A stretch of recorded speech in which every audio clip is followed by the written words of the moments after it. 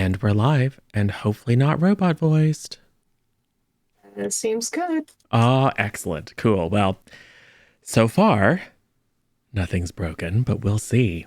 Actually, no, Maddie, this is not Twin Falls, so the handler is not motivated to block our signal. This is completely fine. That's why it's going so smoothly. So, hey, everybody. We are here to do a little bit more of a lovely Alas for the Awful Sea game that we call the Elwood Expedition. It is uplifting, it's silly, it's madcap. It's mostly about like kittens and candy and rainbow and stuff. It's not. Seriously, content warning. Wow. Dark backstories, murder, obvious insanity, potential immediate drowning of one of the PCs. So there's all kinds of things that can go a little bit dark in this particular game, but that is in keeping with the setting. Before we dive in and do a little fun thing to hopefully give folks a sense of what they missed last time, or a little reminder, why don't we do the thing? Let's start with Tough this time. All right, hello. I am 90 Tough Lover, Tough for Tor for some other variety of nickname. I'm a variety streamer on Twitch. I play lots of different games. Sometimes I run games. Primary campaign has been Masks, which will be coming back this Saturday at 5:30 p.m. Pacific time. And I am playing Loretta, who is definitely not some sort of deep sea creature that just wants to eat people and adopt all the children. Yeah, she is though. Listen. Hi, I'm Sin, and I'm definitely not 98 Tough Love. True. That's true. My Twitch username is potato9_juice, and I don't know where I was going with that. Blame Rith. I stream on Twitch, and currently I am running a Masks game of my own on there. The next installment of that will be not tomorrow Friday, but the following Friday of the 25th of March at 7:30 Eastern Standard Time. That'll be episode 3. And Tough is in there. So if you love Tough, come hang out. And I'll also be in Tough's Mask game on Saturday at 5:30 Pacific Time. And yeah, I play Minerva, who is the cook, and she has like a completely normal backstory that's full of roses and kittens and rainbows and everything all nice and happy. No trauma whatsoever. Doesn't like to murder. It's totally fine. Yeah. Yeah. Except the opposite of all of that. Yep. Cool. Why? Hey. Hello, my name is Twi'lek, and I am also not tough. I have had an accident. You did not notice that accident, and I do not stream on Twitch, so it is now Backwind's turn. Awesome.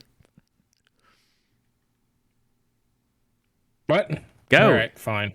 Yeah, I guess. Hi, I'm the Backwind. I might be tough. I don't know.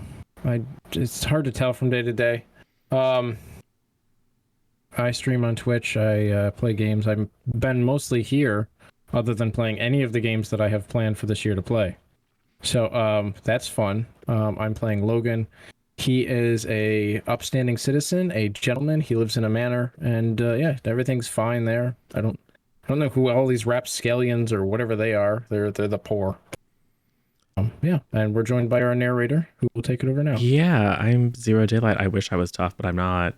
And it's interesting to me that the only person who didn't lie about their character was the one who's a pathological liar.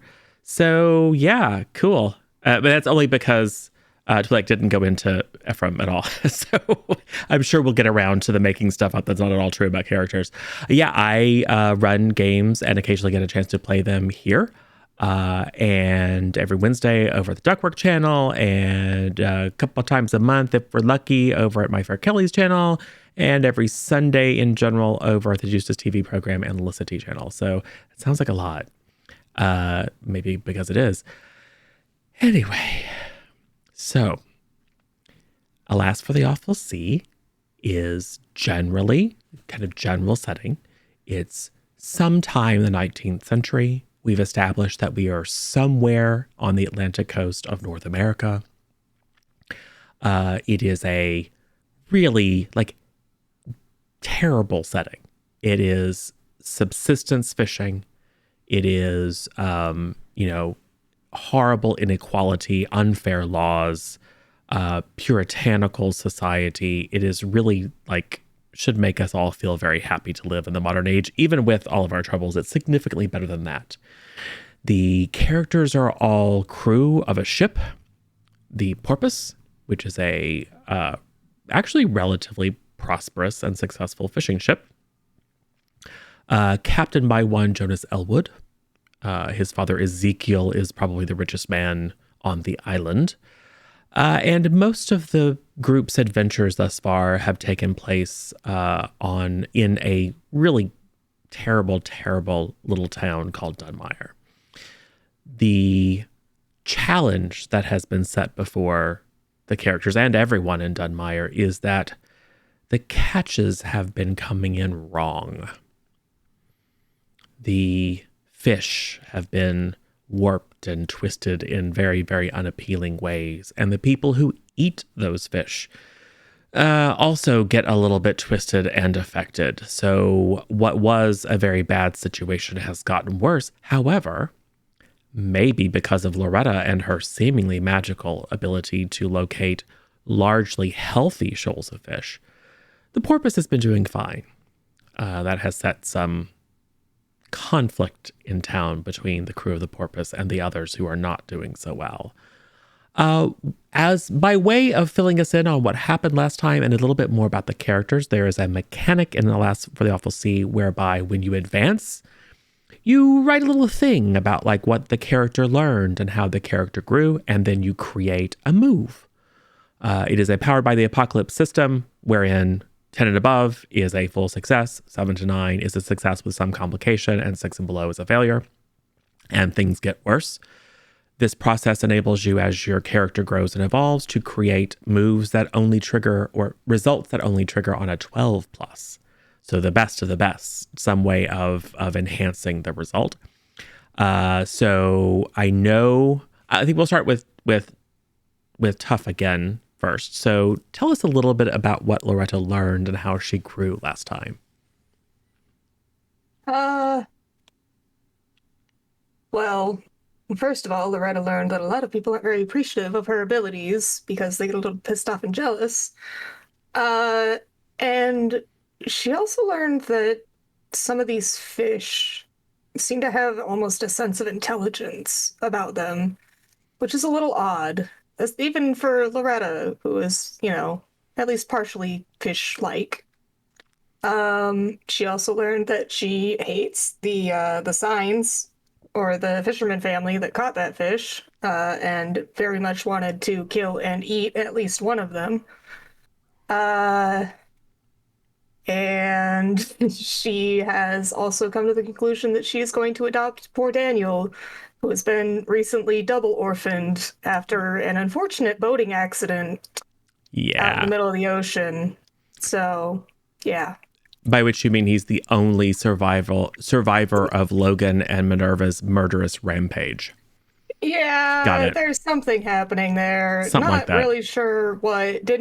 I expect it from Logan, not from Minerva. I'm pleased that Minerva is capable of handling herself. Yes. Just maybe not randomly walking up and slitting somebody's throat, but it's fine. Yes. So based on those things, what do you think would make sense as an extra special, super successful result on a move? Which move and what do you think the success would be? So I went with manipulating another because Loretta used her, kind of charm to broker a deal more or less with the Science family to get them where they are.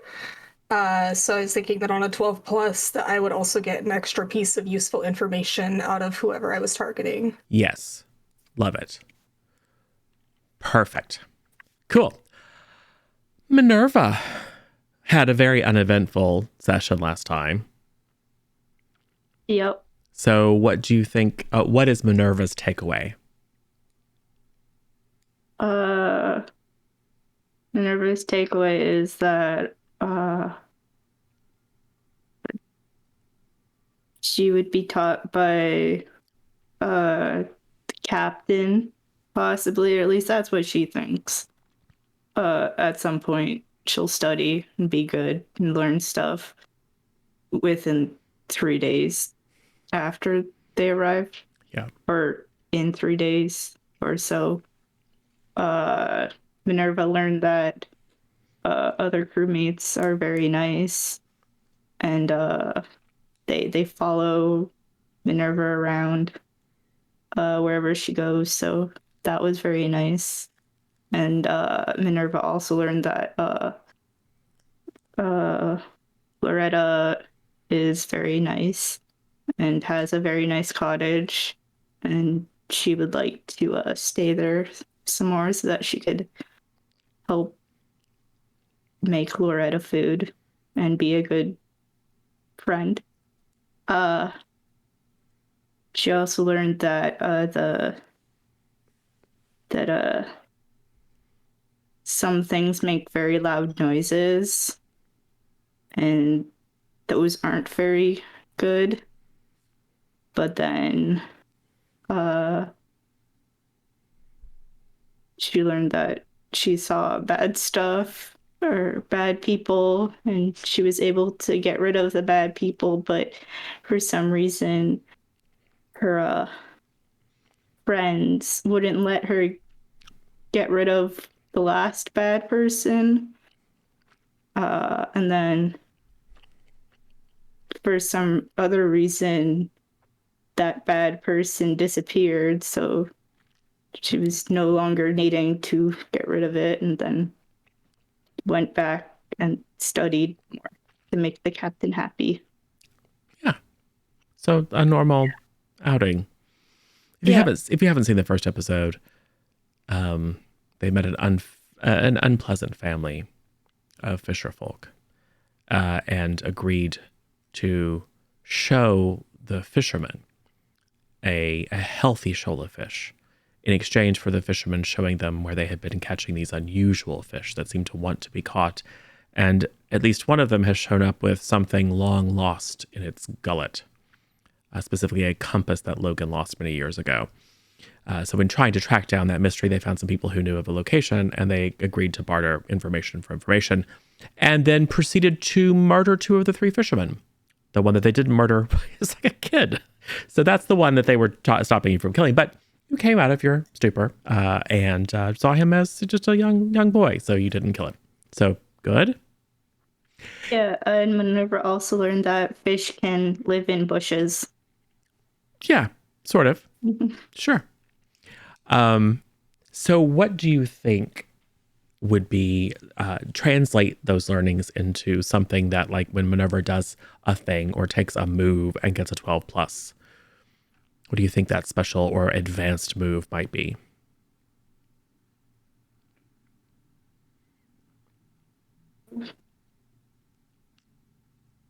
Possibly something with act with force. Yeah.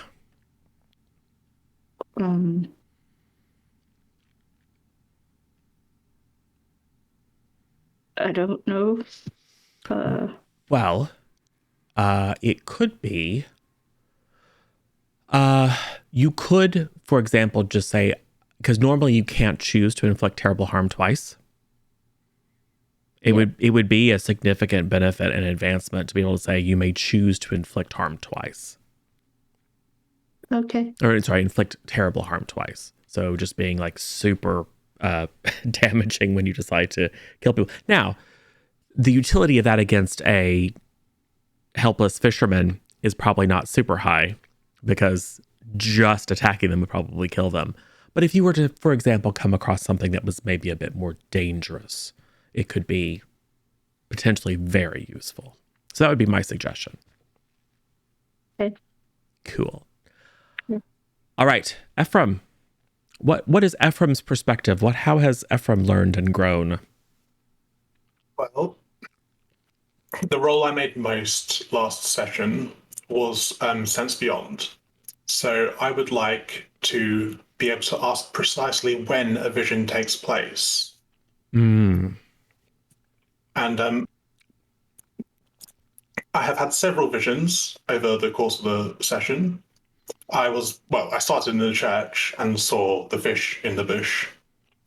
Then I saw the three fishermen and identified them as people who are likely to be suspects. I also saw some zombies, or at least when I was sleeping, there were some. I'm not entirely sure whether that's a vision or whether that was actually there because they were very close by. And no, that's all the visions I've had. I ended the session going off to see my mate, Pete. Yeah. That's not a vision. He was really there. Yeah, the island that he's on in the middle of the Atlantic that no one knows about or that suddenly appeared is definitely real. Yes. All right. So yes, when you sense what's beyond and get a 12 plus, I might even generalize it, like when and where, or even just like more specific details. Like you can interrogate the vision. As opposed to just like passively receiving it, like be able to get more specifics out of it. And I mean, we can play with that and be creative with it. Because the when might just be never, because it's a vision or a hallucination in this case. But like, almost like, what does this really mean? Or what does this relate to or something? So like some additional question that you can ask when you receive a vision. I like it. Cool. All right. Logan learned all sorts of things, I'm sure, and has grown tremendously as a person. Yes. Logan has learned so much. He learned how to be the captain of the ship. He learned how to talk to the clergy very politely. He learned that he doesn't like salty beer. He also learned that sailing with people that aren't good at it it's useless. I mean, you just get rid of them. So I think for his 12 plus, having learned all this and having to deal with this kind of nonsense, honestly, is for intimidation purposes. For if he gets a 12 plus, they should just tell him everything. Okay. So almost like on a 12 plus, they don't have the choice to endure the consequence of your threat. Correct. I like it. Yeah, so if you're not familiar with Powered by the Apocalypse, it's a move-based game. So the characters, the players just describe what the character is doing, and when that result sort of aligns with a move, it is a process whereby the player rolls 2d6 and then adds one of their attributes, and on the basis of that result and the move they are taking, so for example, to intimidate another, when you're trying to do that, you roll plus your brawn attribute. If you get a 10 plus, a full success, they either cave in and do what you want or suffer the consequences of your threat. On a 7 to 9, they have some choices to make. And on a miss, things get worse. And what we're doing here is just for Logan, when Logan gets a 12 plus, they don't have a choice to suffer the consequences. They have to cave in. So the characters have learned and grown and are now a little bit better at some things.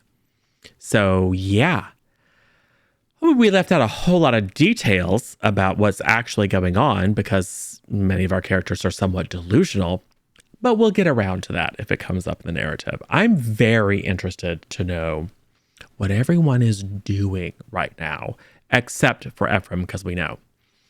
So after the confrontation with the fisherman that you had made a bargain with, that resulted in one of them being shot and thrown overboard, and one of them being nearly beheaded and thrown overboard. Because Ephraim, who had also partaken of the poisoned chowder that was also someone else's doing, began to see someone that he lost contact with a long time ago, a Jack, a friend of yours, who was on an island mysteriously just feet away and was surprised to see Ephraim and was beckoning him forward. And where we ended was Ephraim stood up, turned around, looked at you guys with a smile, and then walked off to the island, by which I mean leapt overboard into the dark, swelling, leaden Atlantic. It is very cold. It is also very, very far from land. And, need we forget, there are now 2 bodies chumming the water. What do you do? Loretta is gonna take off her coat and possessions. She's gonna put the coat around Daniel and be like, I'll be right back. Set the stuff on the ground and jump into the water after Ephraim. That seems like acting under pressure to me. Oh boy. Oh boy. And remember, we do have boons and banes carried over because I knew you guys might need these. Yeah.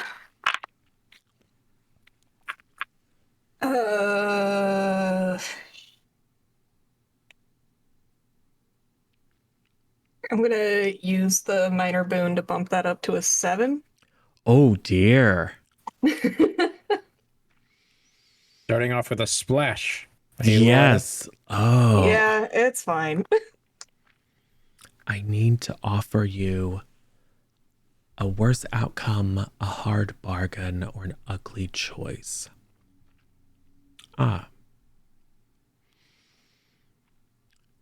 You leap in and expect.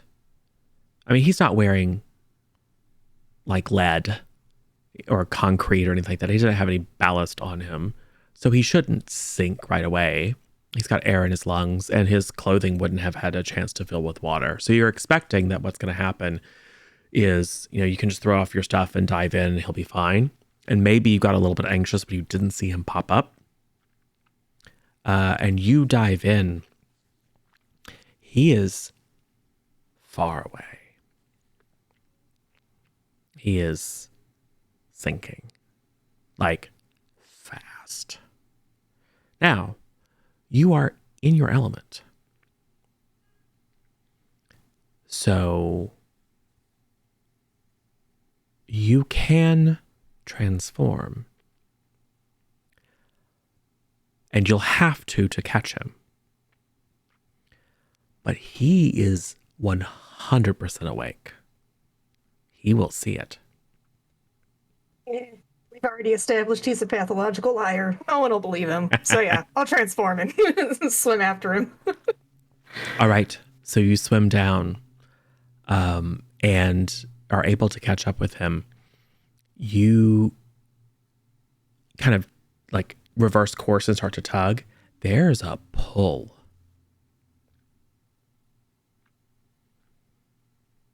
There's some, like you even probably look down to see, like, is something caught around his legs?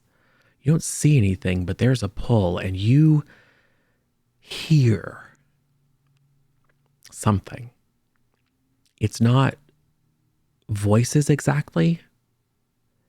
Like maybe one time when you went to the city, you visited some large building, some kind of, marble edifice.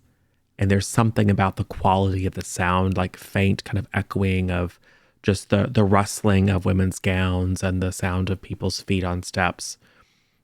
It's just a bustle almost, but an echoey kind of far distant bustling noise that you hear. It's somewhat unnerving. Logan and Minerva, what are you guys doing? Loretta has just jumped over the side as well and didn't pop right back up. Oh. You think that, people that catch fish should be able how to swim. Ship's a lot lighter. It's like, I don't care. Minerva, your friend. 2 of your friends are now overboard. And you still feel a little bit because of the hallucinations from the stew. And also very relieved from getting in your daily dose of homicide. So you're in probably a fairly happy place, but 2 of your friends are now overboard. What do you do?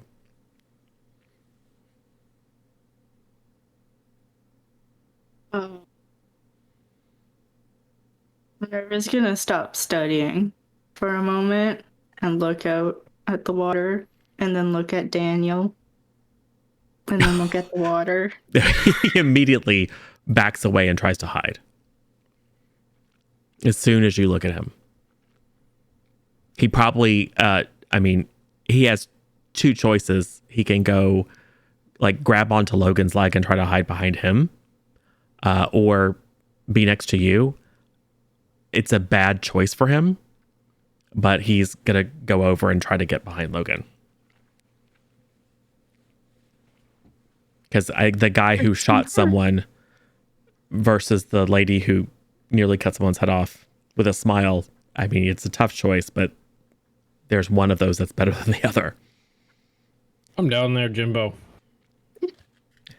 Oh, please, sir, protect me. She's looking at me. Something awful, something strange. Her? Oh, don't worry. That's just Morphe. Everything will be fine. But sir, your friends are drowning. Aren't you going to do something about it? First off, not my friends. Second off, if they're on a boat, they should know how to swim. That's not my fault. Okay, can you swim, sir? Of course I can. Wait, can I swim? I don't know. I've never tried. I'm sure I can. I'm probably a professional at this. I'm the captain. Of course I am. I can swim. Yes. All captains can swim. That's a law of the sea. Yes. He just looks confused. But then he remembers what you told him about just agreeing with whatever you say or else he'll be dead too. So he just said, yes, sir. All right. Ephraim. It's taking you longer than you expected to reach your friend. It's almost like the breakers are like for every few steps that you wade closer, the breakers come and catch you and drag you out further. And your friend is still waving encouragement at you. No sign of alarm on his face, but it's almost like he recedes. And your vision grows a little darker. I mean, you're not really worried. You still have that promise of reunion. But maybe just something, you felt a little bit off after eating that stew. Maybe something's not quite right with you. At about that time, coming into your vision, you see, what does Loretta look like? Well, her human form is very beautiful. Her creature form, not so much. She is based off of an anglerfish. So it's like big, bulbous eyes, very kind of nasty brown scales, the big bulb coming off of the forehead. And she doesn't have like a mermaid, full like mermaid tail. She still has legs and arms, and then the tail coming off the back. But definitely doesn't look a lot like Loretta and looks very, very creepy and glows in the water. So swimming in front of your vision is this horror from the depths. I don't know to what extent Ephraim is a religious man, but everyone in this part of the world and in this time would have grown up in the church. Well, almost everyone. So it would be reasonable for you to interpret that as some sort of demon or devil. Not required, but think about the typical 19th century mind. And if you see some sort of horror, what you might interpret it to mean. I'm wondering if she's related to the zombies I saw in the flop house. You do hear a sound. It's not exactly like the sort of chanting that you heard in the flop house. But it's similar in that it sounds like a lot of different sort of small sources of sound, but far away and slightly echoey. It does have a slightly uncanny tone to it. What would you like to do? I should like to defend myself. Seems reasonable. So that is, I think, going to be an act with force.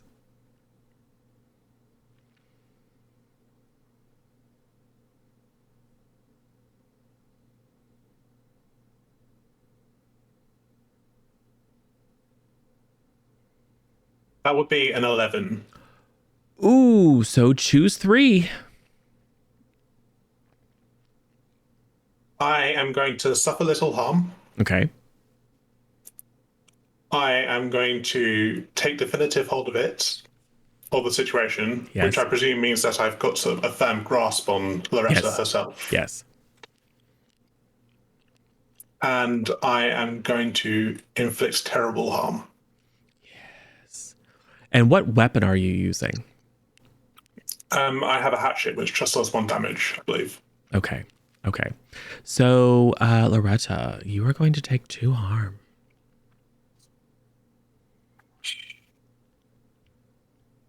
Because I think in this system, terrible harm is just 1 because it's a pretty deadly system.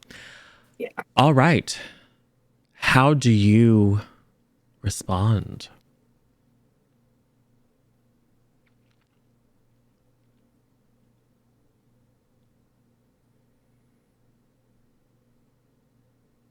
I would like to use the move "This is who I am" for when I reveal my true form to overcome danger or surprise an enemy. Yeah. Yeah.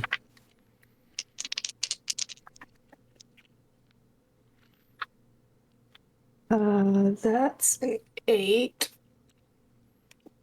So I get to choose 2 from those around you hesitate, those around you are distracted, you are immune to harm for a single act, you reveal an opportunity created by your form, or you discover a way in, out, or past only you can traverse. I'm going to go with I reveal an opportunity created by my form, and I am immune to harm for a single act. Excellent. So, you've been pulled down with Ephraim, like sinking all this time. And of course, that doesn't seem to, that your natural form is completely adapted to that. So you're totally cool. You're probably even more comfortable the deeper down you go. And you have not only can see, but you have likely other senses that help you adapt to the cold and dark and crushing depth. You see a structure.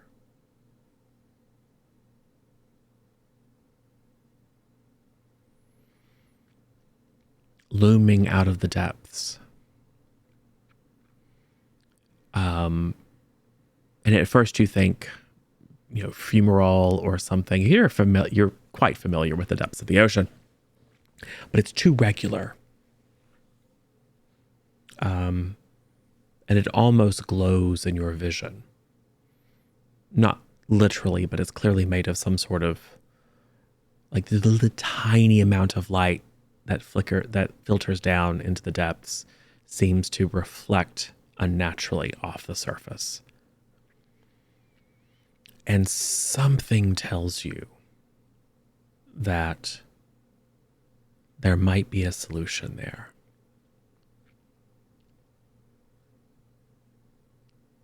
Ooh. Let's start heading for that. If you drown, Ephraim. You just stabbed me. It's true. So you grab a firm hold, and of course Ephraim's holding on to you, so that makes it easy. And you can be quite fast underwater when you want to be. You're slowed somewhat by the extra bulk and drag of Ephraim, but you put all of your effort into swimming away very, very quickly.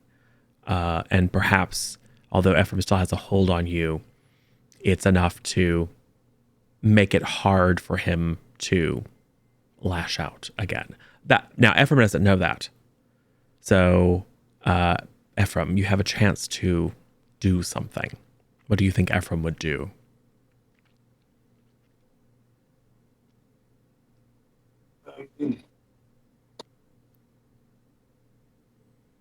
I don't really see any other options but to act with force again, really. It makes sense. That's probably what Ephraim would do. This creature is now hauling you off somewhere.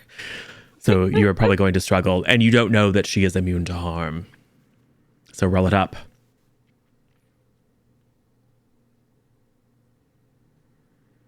That was a 5, so it's a miss. Awesome. Well, good news is you didn't miss out on doing additional harm because you couldn't have. How do things get worse? The illusion breaks. Something about the distraction of fighting for your life and attacking this monstrous creature that has somehow gotten hold of you and dragged you away from your friend. It's almost like the past few moments rewind. You have a moment you experience them in reverse, and then you experience them again. But what you experience is the truth of what happened. You were looking out at the sea and just jumped in the water and started sinking immediately, and this monster came up and grabbed you.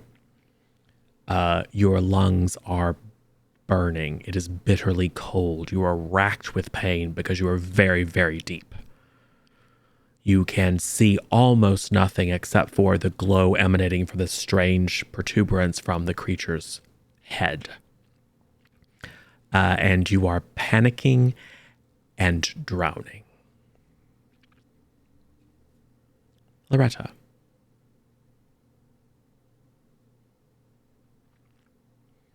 You swim full speed into this edifice. It is troubling. It is wrong. It shouldn't be here. But some part of you recognizes the power of this place. There is it would be a pool, except that it's under the ocean. It looks like if this were on the surface, there would be some carved pool in the center of kind of almost like a marble pavilion. If it were placed on a grassy hill, it would actually be quite lovely. But here in the depths, something about it. It reeks of danger and promise. There is, against all reason, there is in fact some sort of liquid. Very faintly, like almost opalescent. And you're aware how different densities of water can create layers, right? How fresh water can lay on top of salt. This is some sort of heavy fluid or some sort of adulterated seawater that laps very gently at the edge of this pool and responds as you swim in to the current that you bring with you by creating little ripples. And it calls to you with its power.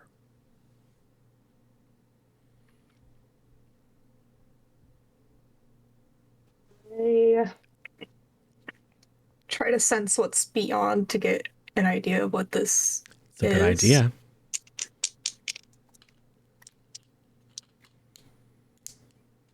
Uh, 7. All right. So you get fragments and mysteries.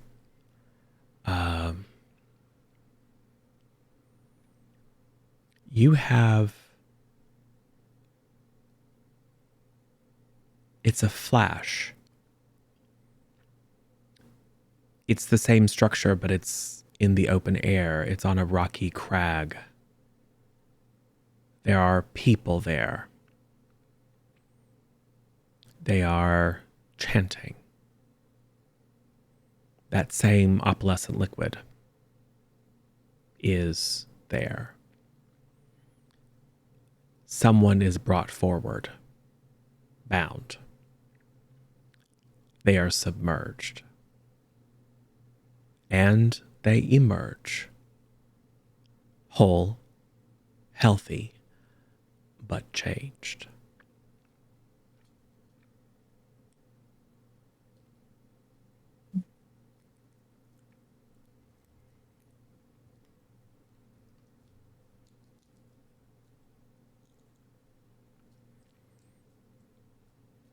as Ephraim struggles and convulses and begins to lose consciousness. What do you do? Well, The pull is no longer present, just to be clear. okay. I'm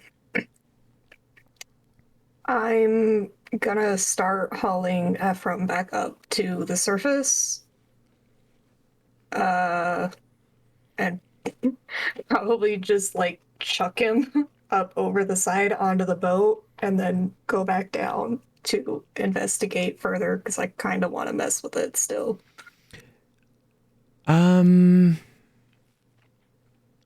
Why would you read a situation for me? Sure.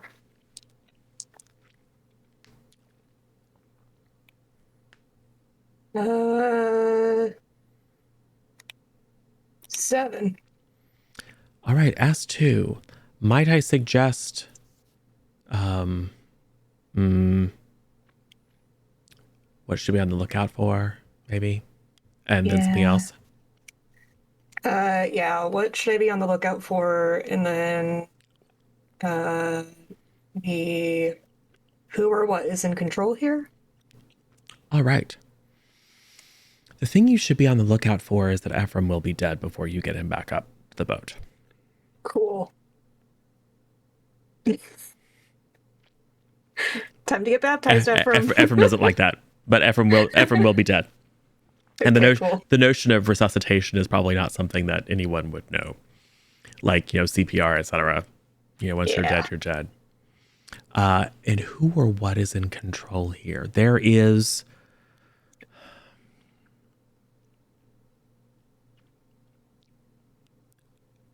the sense that you have is that it's not an identity.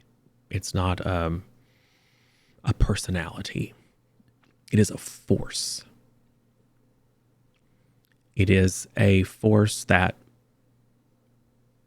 is perhaps a bit fearful. I mean, makes you a bit fearful. But it is a force akin to the sea itself, which can be, well, awful, and in the truest sense of the word. It can be remorseless. It can be deadly, but it also is the source of great bounty. And it is both of those two things at the same time. It is the force that, consumes all things and occasionally spits them out. Well, I hope it spits Ephraim out because I'm dunking him in that pool. Ephraim, not to take away your agency, before you lose consciousness, is there a thing you would like to do?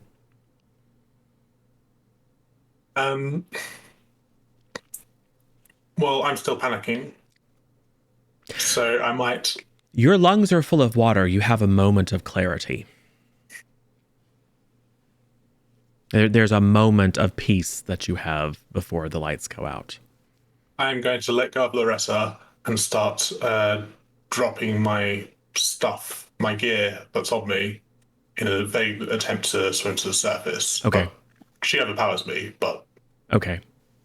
So Ephraim just calmly starts taking off his jacket, trying to undo his boots as his eyes start to roll back into his head. Probably a little bit of blood leaking out of one ear as one of the eardrums has burst due to the rapid descent. You're fine. So what do you do? I'm gonna kind of push him away from me, plant my hand on his chest, and then push him down into that liquid and hope that it does something to save him. You push him in, and Ephraim dies.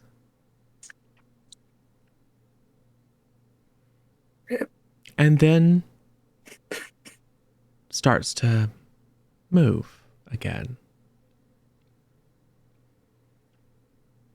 But with that same kind of almost delirious calm. He You step back. He pushes himself up and looks at you. Through very deep darkness, there's just enough light. You see Loretta glowing, as if lit from a little small source very near her face. You see her glowing, beautiful face floating in the darkness, looking at you with concern and not little surprise. You feel a bit cold, but fine.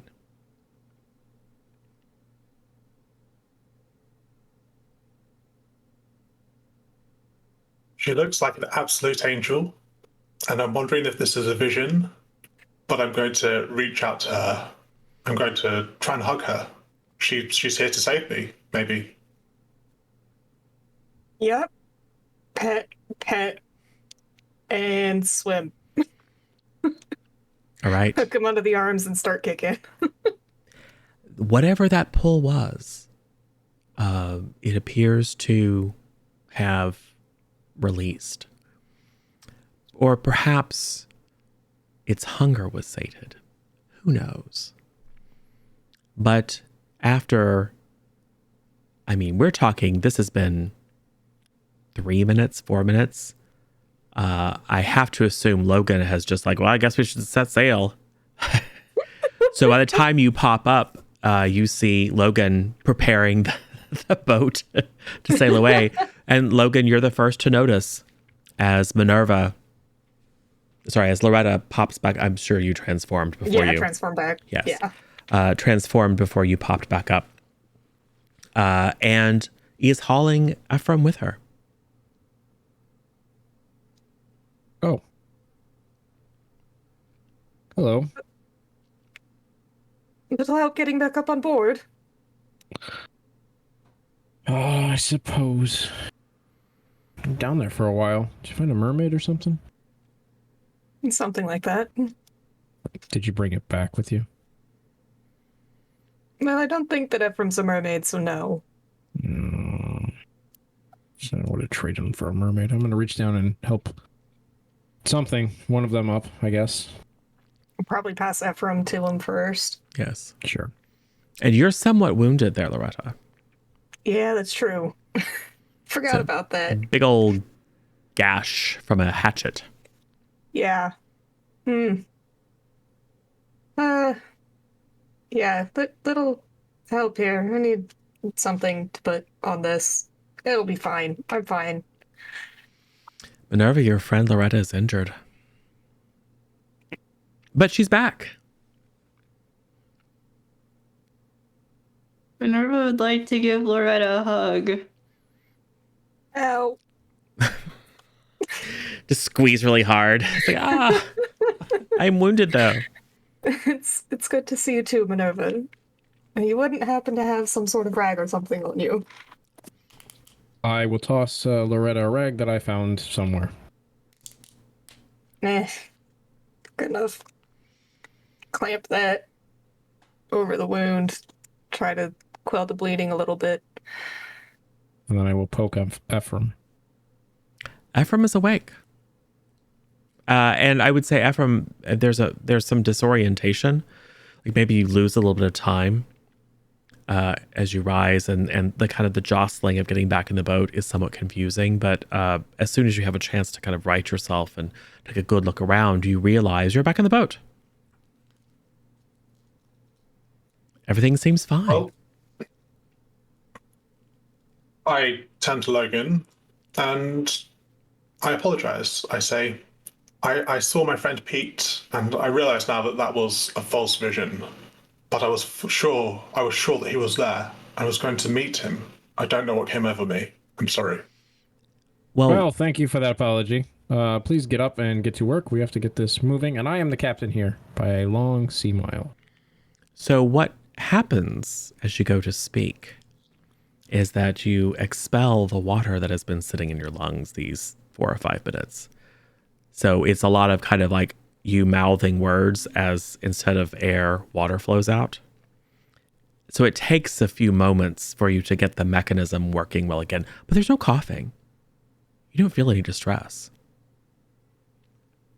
You have to kind of force the water out so that you can suck in some air. Water is not a very good conductor of sound. Your vocal cords don't work very well when they're full of water. So it takes a few moments. It's somewhat unnerving to watch Logan because it's just him just unconcerned, just spouting water. And then eventually a few hitches and then the apology.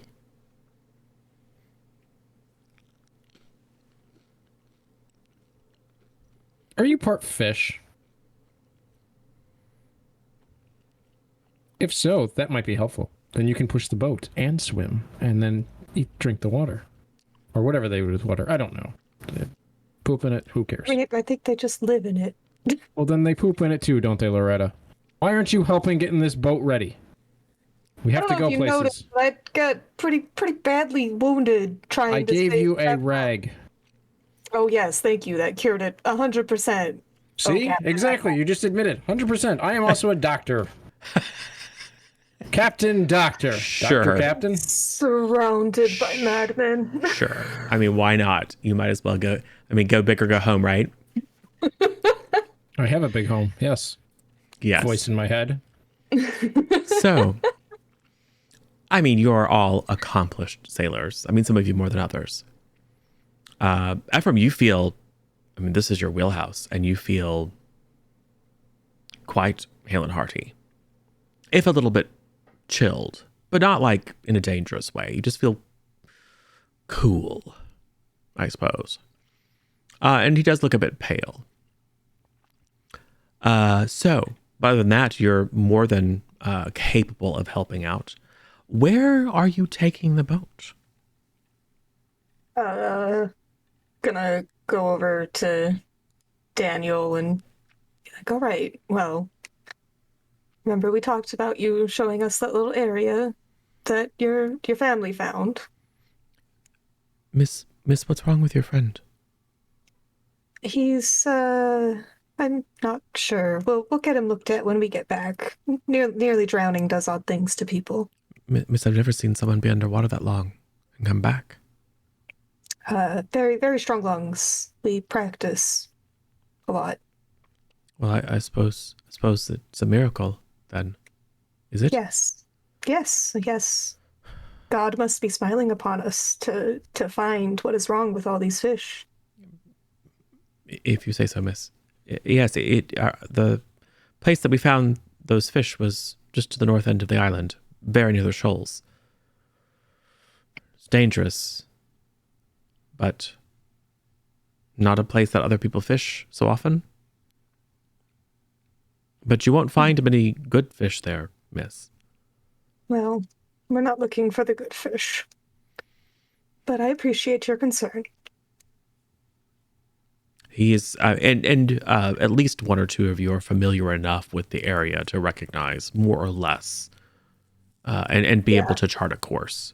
At least back to the west until you can see the coastline and then orient on that. Yeah. So, as predicted, it is late afternoon, early evening before you make it back to the coastal waters around the island and begin to sail to the north. The good news is that the wind is somewhat with you, so you're not having to row. But it does mean coming up near the shoals as the light is fading. Yeah. It's fine.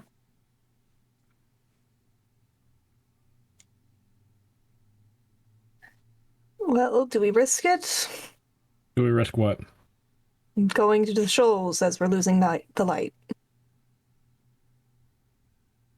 Pretty sure there's a candle around here we can light.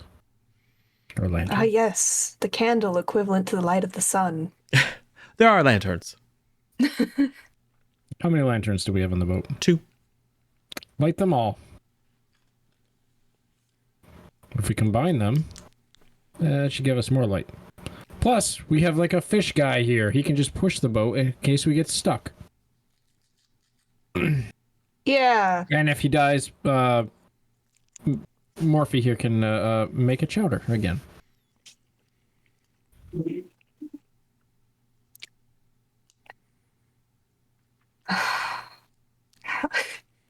How did we get here? The boat, the sails were up. No, and don't we went answer this that. way. Don't. It's fine. Well, you asked me questions, and I am the captain. I have to answer them. It's my solemn duty as captain and doctor of this ship. Anyways, we're going to light the lanterns and attempt to brave the shoals to find some fish. All right. That sounds like a combination of acting under pressure and helping.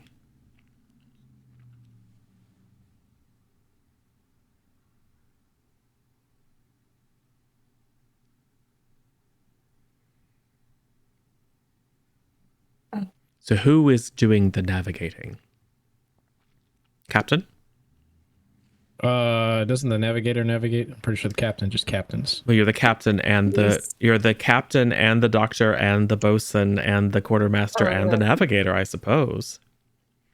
You need a raise. The only thing you aren't is the cook, because the cook is probably very protective of that particular role and might slice you from groin to gullet if you try to take it from her. She has to be close for that. I still have a gun. It's true. Look, I can maybe navigate. I have the innate compass move for when we're looking for a specific location. See? The fishing person. I don't know what her title is on the website. The strider. The fish rider or something, whatever she said. Captain doesn't listen, doesn't have to. Captains. Actually, yes. I think in that case, because of your special ability, go ahead and roll to act under pressure with that +2.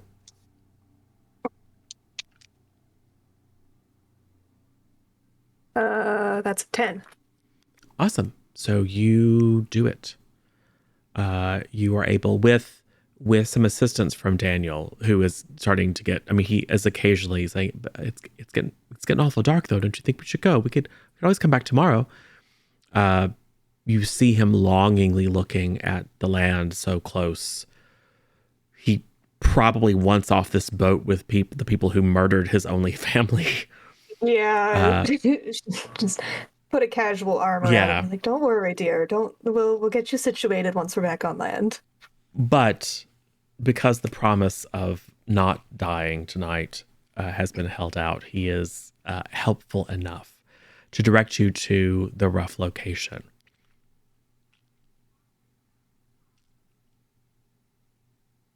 Right. Let's go fishing. Yes. You certainly may. You want to cast out the nets in the dark? Sure. All right. The pickings are lean. There's only a few fish. Maybe the wrong time of day. But after spending maybe an hour, and now it's full dark, casting the nets again and again, you have but a meager haul to show for it, most of whom are the distorted, unappealing variety. But Loretta, being keyed into some of the oddity, does notice that one of them is watching very intently, and unlike the rest, has not struggled about and flopped around as if trying to make their way back into the ocean, but has been content to rest and gawp and stare a bit more intelligently than it should, almost as if it's waiting for something. Its large, distended belly.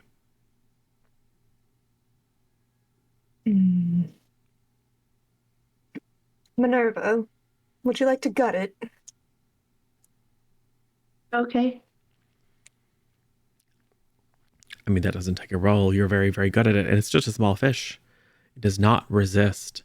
In fact, as you press your cleaver into it, it's almost like it sighs in relief or satisfaction. You gut it, and there is indeed something inside. Minerva, when you were young, before things went terribly, terribly wrong in your life, or at least as wrong as they later went, there was something small that was precious to you. When you would go and hide away from the dangers and the upset, when you would escape into your own imagination and feel safe and secure, this was the thing that you brought with you. What was it?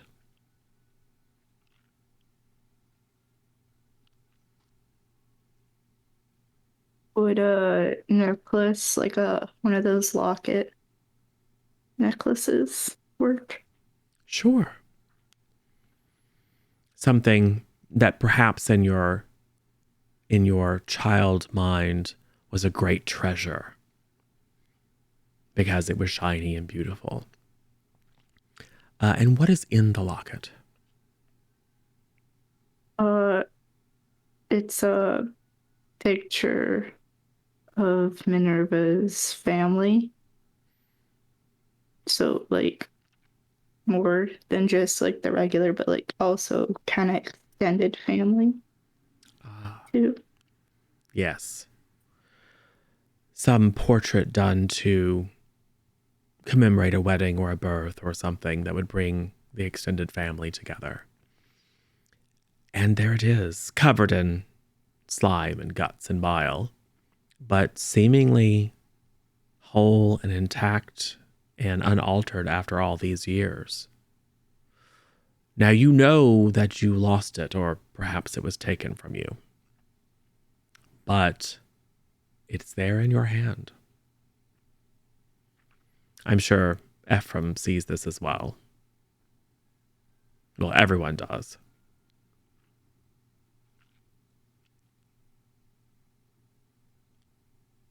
Minerva doesn't mean something to you.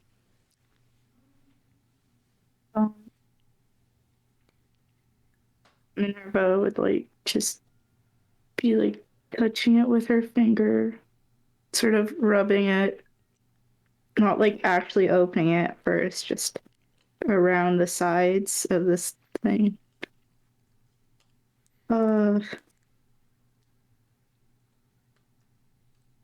Minerva thinks that it belonged to Minerva when Minerva was younger.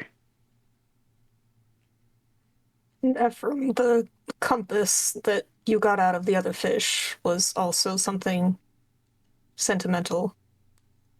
Aye, it had my family's family motto written on it. It was definitely my father's, his father's before him. And This is what was odd. that? What was that motto? It was in Latin, so you'll have to bear with me.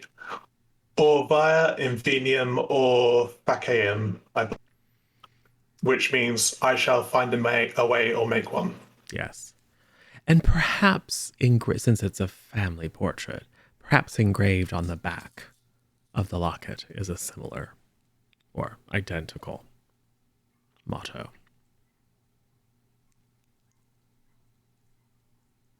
Minerva can't read that well. It's true.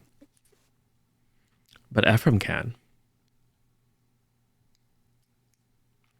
Minerva would show it to Ephraim. There's something written on it. I read it out to her and explain the meaning.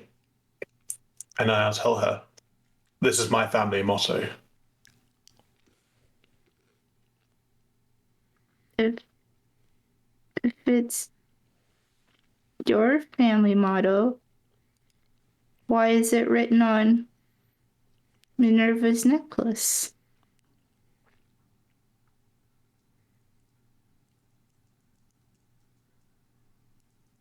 don't know.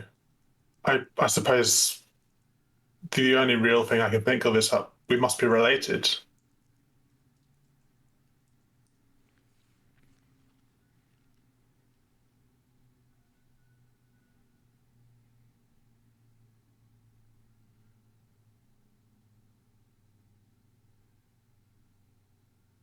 Well, that or one of our families stole it from the other.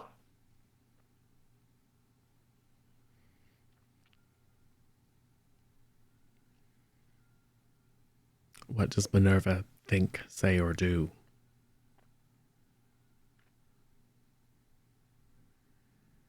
Minerva EX has stopped working. No.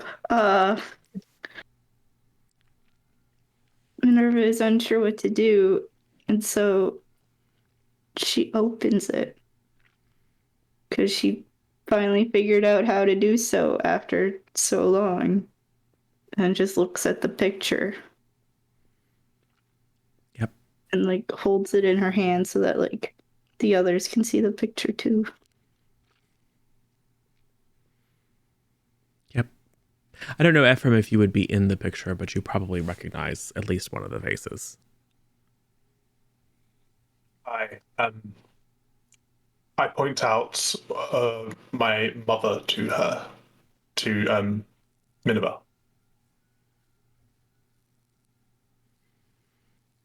Probably someone Minerva. that, yeah.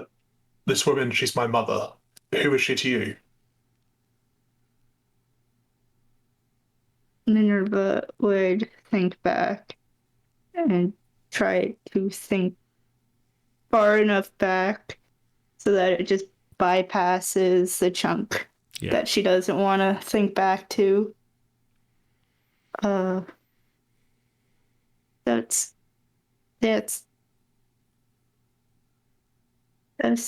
Minerva's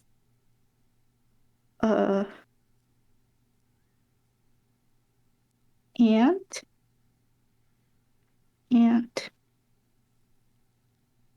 This Minerva's mother's sister.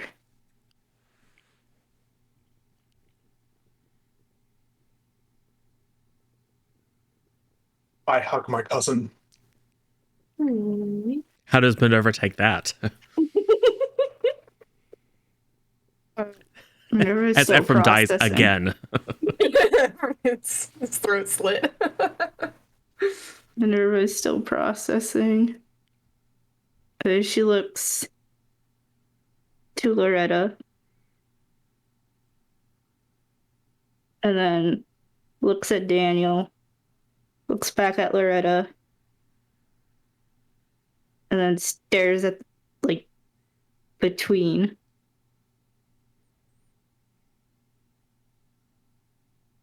And then probably attempts to hug Ephraim, but like awkward. Because she doesn't know how to hug guys, so to speak.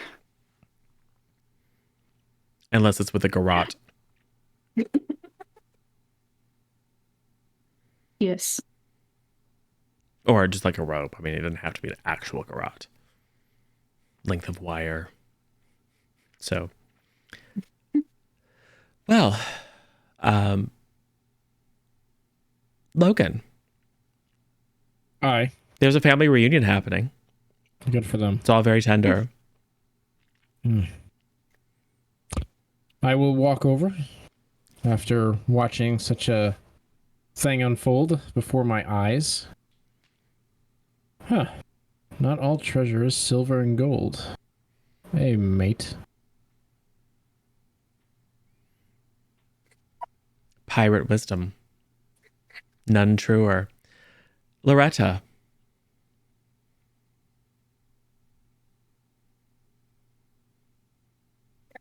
Loretta's a little choked up because she's also got family that she wants to reunite with. Deep in the depths. Well, you know, missing child. Maybe we'll find him one day. Maybe.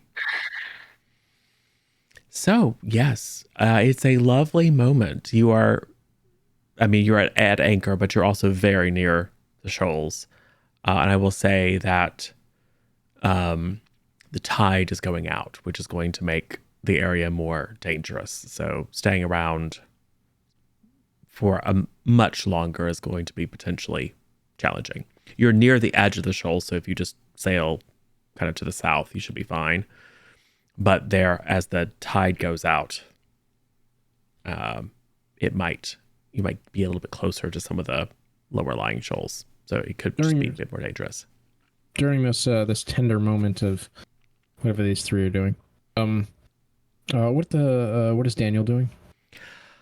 Daniel is just kind of, I think he's probably not entirely sure what's happening. Like the fact that, like, I think he just assumed that you all knew each other really well.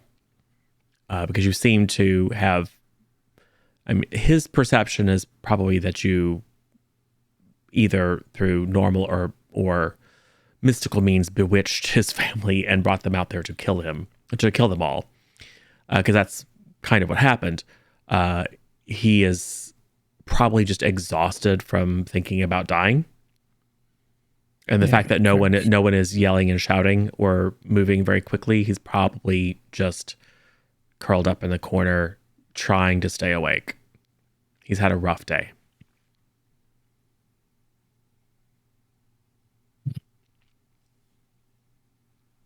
I would like to go over and talk to him.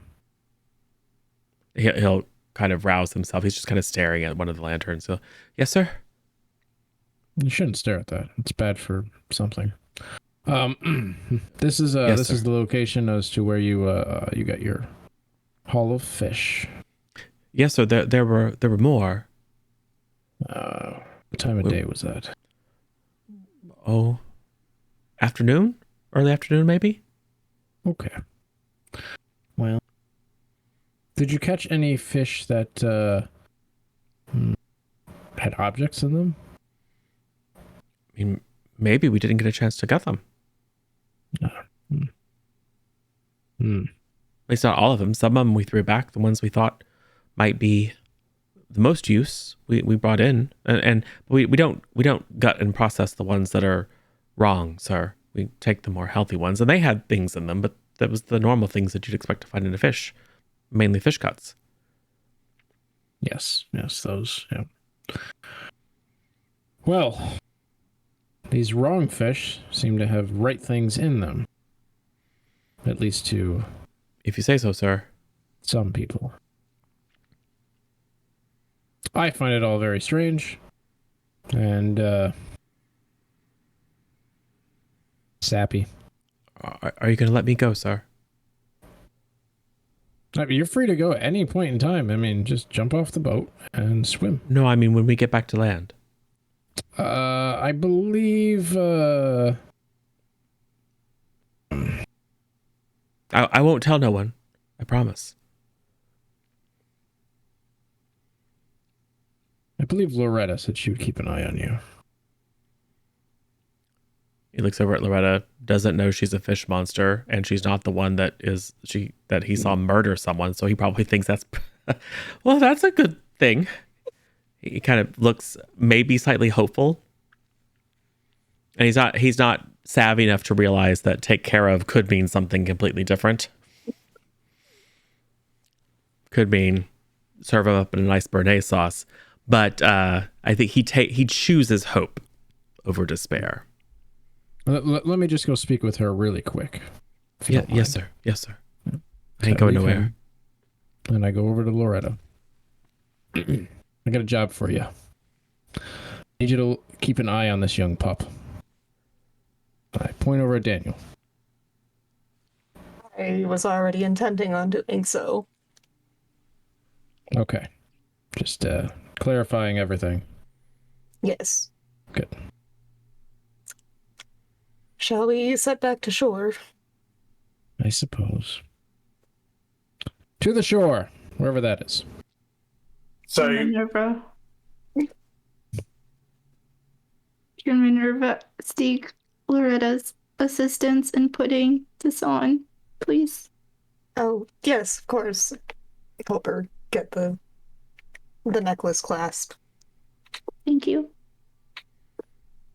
So, at the moment, we are on a boat with which we have killed all the crew, and it's not our boat. Yes. Are we going back to the same port that this is its home port? Or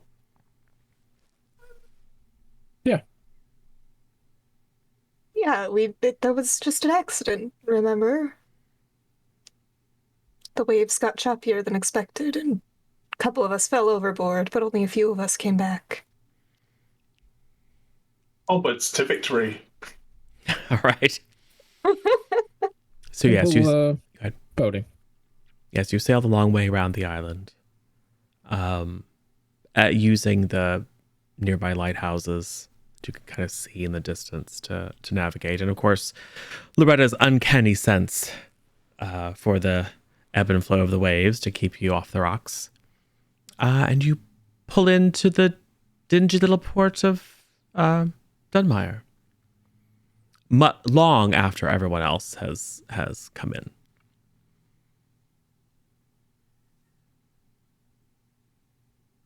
All right, well, Minerva, you're welcome to stay with me again, and Daniel, you can come with us as well. We can stop by. Did you have any items back at your home that we need to get? I don't have anything but the clothes on my back, ma'am. We'll fix that. Before everybody splits up, I turn to Minerva and I ask her, Minerva, you must promise me that you will stay with the Porpoise.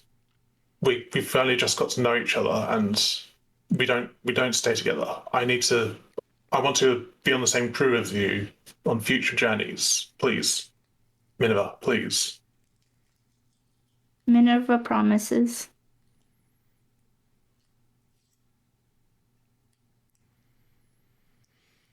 So what does everyone do?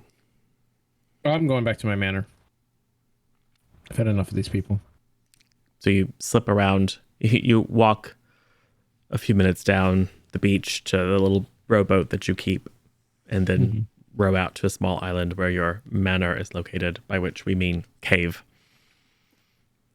But it's a well-appointed cave. It's quite nice. It's better than the flop house. Yeah. I tip my hat to my butler. A pile of rocks and sticks, yes. Walk over and steal my stuff and then go to sleep. Yes. So, Minerva, Loretta, and Daniel? Yes. We're all heading to Loretta's cottage. Yes. And Daniel's what?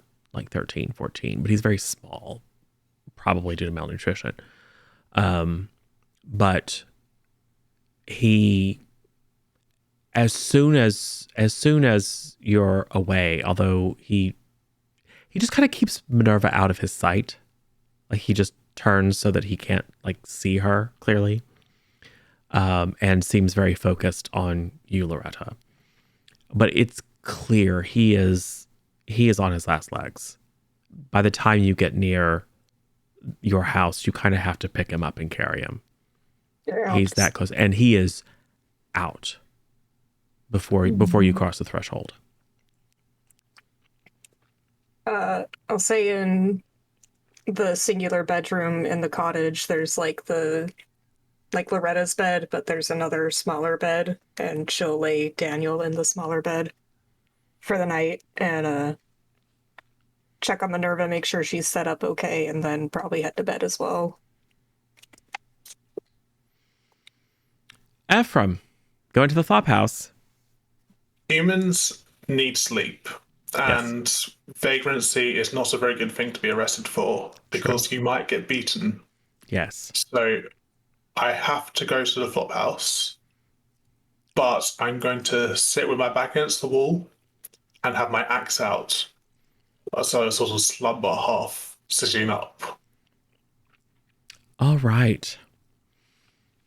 I would like you to sense what's beyond.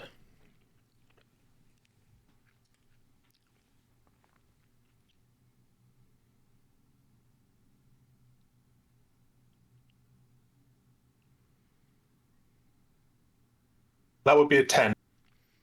Excellent. So, as you sit there and maybe pretend, as you know, and most of the people in the flop house just go get drunk and then stumble back, because there's not much else to do if they're not actively on the boat. Just but drink away what little money they earn.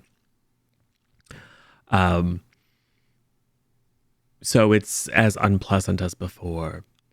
There is, however, a very strange sensation.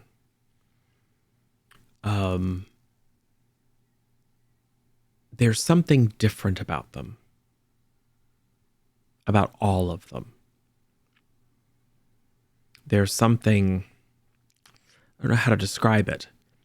It's almost like they're too hot.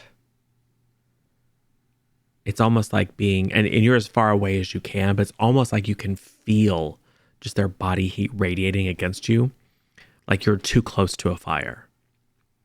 It's unpleasant. It's unsettling.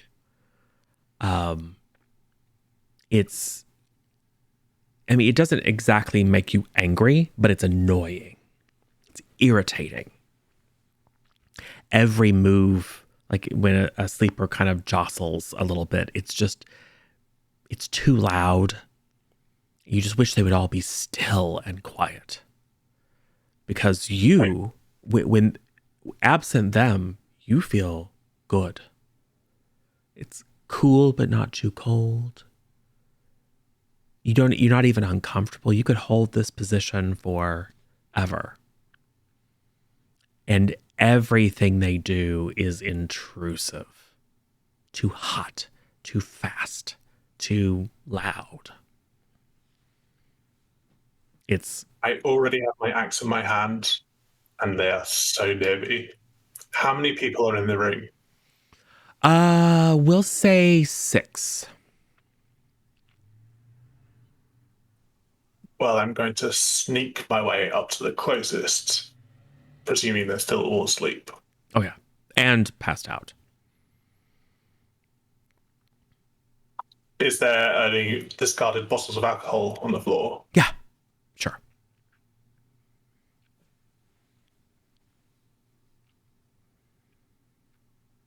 I do believe I'm going to carefully put the edge of my axe just to the throat, but not quite touching, so it doesn't wake up. And then I'm going to punch him in the mouth. Okay. To wake him up. And I'm going to say, "What are you? What kind of foul creature are you?" All right. They do seem foul. Just the stench and the heat, the prickling heat that comes off them, the little mewling noises that they make, the constant sound of their ragged breath rushing in and out of their lungs. It's just so distressing. So you punch them in the mouth, and just the disgusting feeling of the rubbery skin underneath your knuckles, the hot burst of blood from his nose over your hand almost burns. It's that hot. And there you are, this specter over this man, having just punched him in the face with your blade at his throat. I would like you to act with force, please. Because he is going to lash out.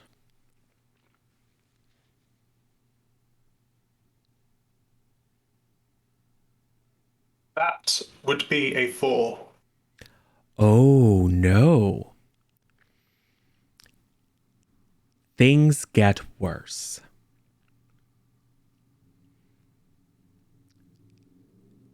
This man is older.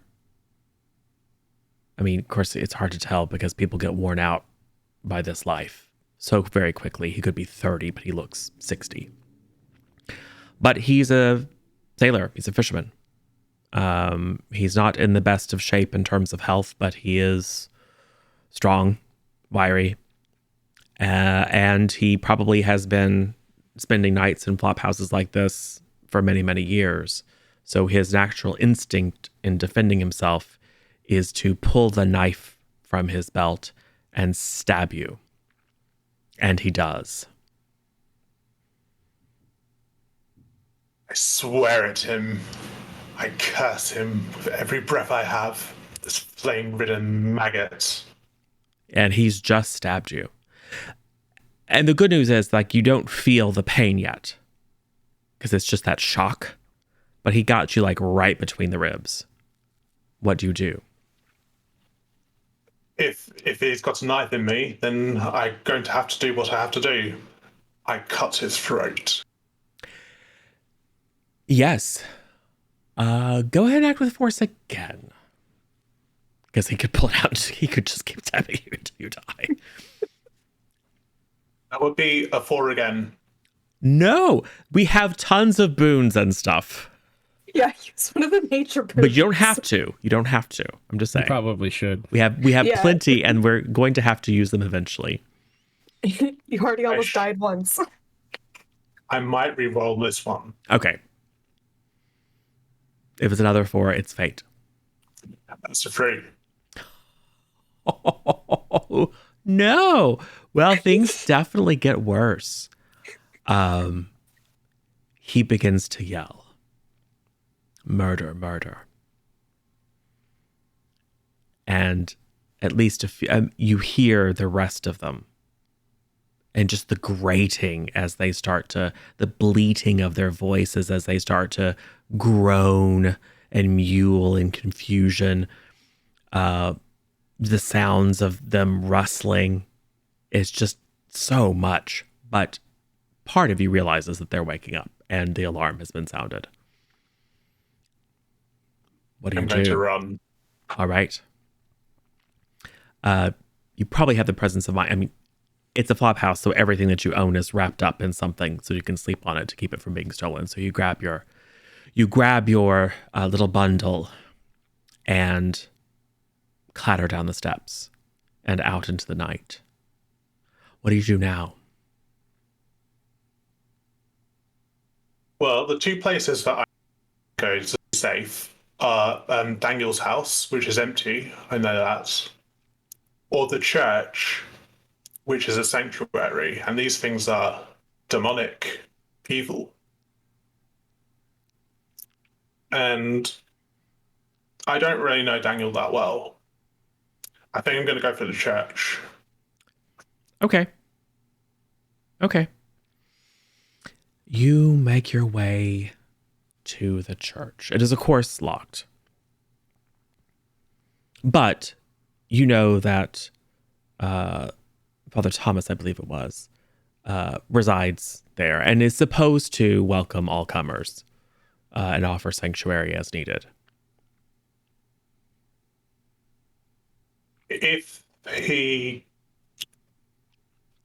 I might try to pick the lock.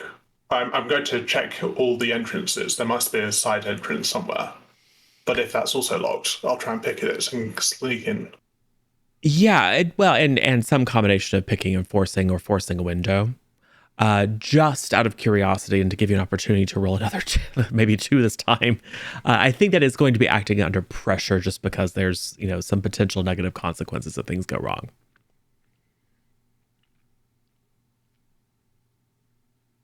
That would be an 11. Quite good. Yes. There is a side door and it is latched, but it's relatively easy just to apply a little bit of force and jimmy it open. So you do. Is there a bell tower? Yes. Okay. If I don't see the priest, and I presume I don't because he's not. I mean, you could shouted at me. go look for him, but he's not like right there. It's that door does not open into his chamber. In that case, I'm going to go to the bell tower because there's a spiral staircase up that, and I'll be able to face my attackers one-on-one if they follow me in. Yes. Yes. So you climb up, and there's a bit of a view.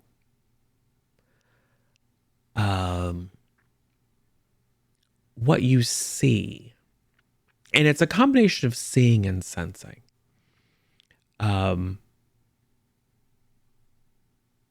Is you can see the vastness of the Atlantic rolling black in the night, but it's almost like it seems transparent to your vision. It's almost like you can see beyond that surface into this kind of the wondrous depths, the forests of kelp and the strange outcroppings and the odd creatures flitting back and forth. It's a combination of an impression and almost it's like something you can almost see. Like you feel if you stare at it long enough, you'll be able to pull this vision into complete resolution in your eyes. And you have just the feeling of wrongness when you cast your eyes over the town, Dunmire. You see the detritus of people's daily lives, even though they're not there and they're asleep, the hustle and bustle and the movement and the noise and the filth. It's odious. It's odious. When it could be the beauty of the sea. So still, once you get beyond the surface. So still and slow. You spend some time kind of thinking about the sea and about the land and about the people on the land and how just you always known people are mostly garbage, but just that sense of just wouldn't it be nice if they would just be still and quiet, leave you in peace. We'll come back to that. Is anything else happening tonight? I think Loretta probably more aptly patches her wound. Yes. And you're a somewhat supernatural or otherwise unusual creature, so why don't you recover 1 harm? Cool. It's going to be stiff and sore and problematic for a few days, but you heal pretty quickly. And the good news is it happened underwater. Yeah. So the wound was fleshed out, and it happened to your actual form. So, yeah, we'll say that that's a benefit. Anything else? Did anything happen to anyone in the night? Nerva will look at the picture and the locket. Just kind of sit there trying to remember stuff. It's very hazy. Like, because you were quite young. And I think, if I recall correctly, you didn't see your extended family much. So it might have impressed itself upon you as, one of the only times that you met extended family. But you probably, specifically about your aunt, you probably remember nothing beyond, some degree of kindness. Like she probably held you a little bit or, took some time to interact with you. But I mean, this is the 19th century. There's not a lot of like, oh, let's have the kids be the center of attention and let's make sure the kids get to have a good time. We're all getting together. It was very much no, children go away. So think of it like you were probably formally presented to your aunt and there was a bit of conversation and then you were expected to go away. Very much a seen and not heard when it came to children. But seemed nice. Does delving back into Minerva's childhood and upbringing cause any discomfort?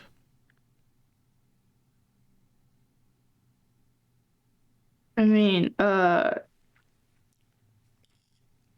her form of education that she's had.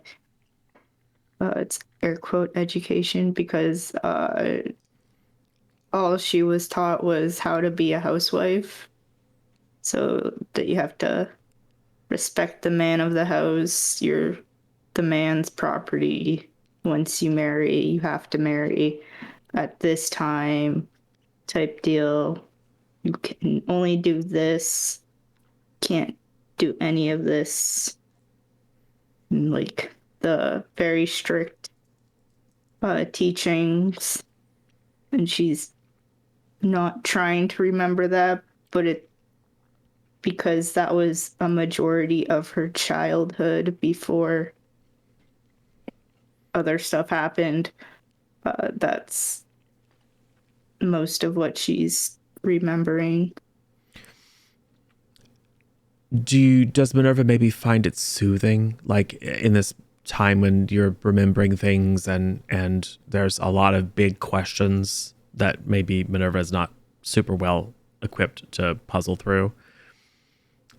Maybe that domesticity is a refuge. Do you perhaps, like in the night, begin to clean and, because again, that's the thing that you were trying to do? Or is it more that, how does Minerva feel about that? Is it like, that's a thing that I can do to soothe myself? Or is it like, that's all wrong and I want to set things on fire? Minerva found comfort in cooking. She's unsure if Loretta would be happy if she started cooking in the middle of the night. But also she kind of wants to start cooking food for Loretta and Daniel for when they wake up at some point. Yes. If they wake up. They probably will, unless there's something else that you plan to do. I mean, you tell me. Let's just say, absent intervention, they are probably both going to wake up. So Minerva very cautiously does a bit of cooking and cleaning, and is very ready for people to wake up, probably hours in advance. I'm going to say Minerva maybe doesn't get a lot of sleep tonight, but when Daniel and Loretta wake, there's a fair amount of food, probably being reheated as you speak. Daniel is cautious, let's say, about eating anything that Minerva cooked. For good reason, I think we'd all agree. Probably waits until he watches both of you eat, and then waits a little bit longer. You can hear his stomach grumbling. And this kid is skin and bones. He's clearly very, very hungry, but he waits a good, 10 minutes for you all to eat and make sure that, like, none of you start murdering people or, taking dives off of cliffs or whatever else kind of hallucinatory sort of behavior that he observed yesterday, and eventually just scarfs to the point where your concern is he's going to make himself sick. Yeah, push a bucket a little closer to him just in case. Let's go ahead. Eat until you puke, kid. Yeah, basically. Yeah, guys, so skinny. Gotta get some meat on this kid. Yes. It's too small. What do I do? What are you going to do with me? Where do I go? The way that I see it, you don't have a whole lot of places to go. Unless you have some other family. They're all dead, ma'am. That's what I figured. Well, I know that we're probably not your most trusted companions right now. But I did see the way that they treated you. And you wouldn't be treated like that here. You're more than welcome to stay. You'd have a few chores. But nothing drastic. I'm good on a boat, ma'am.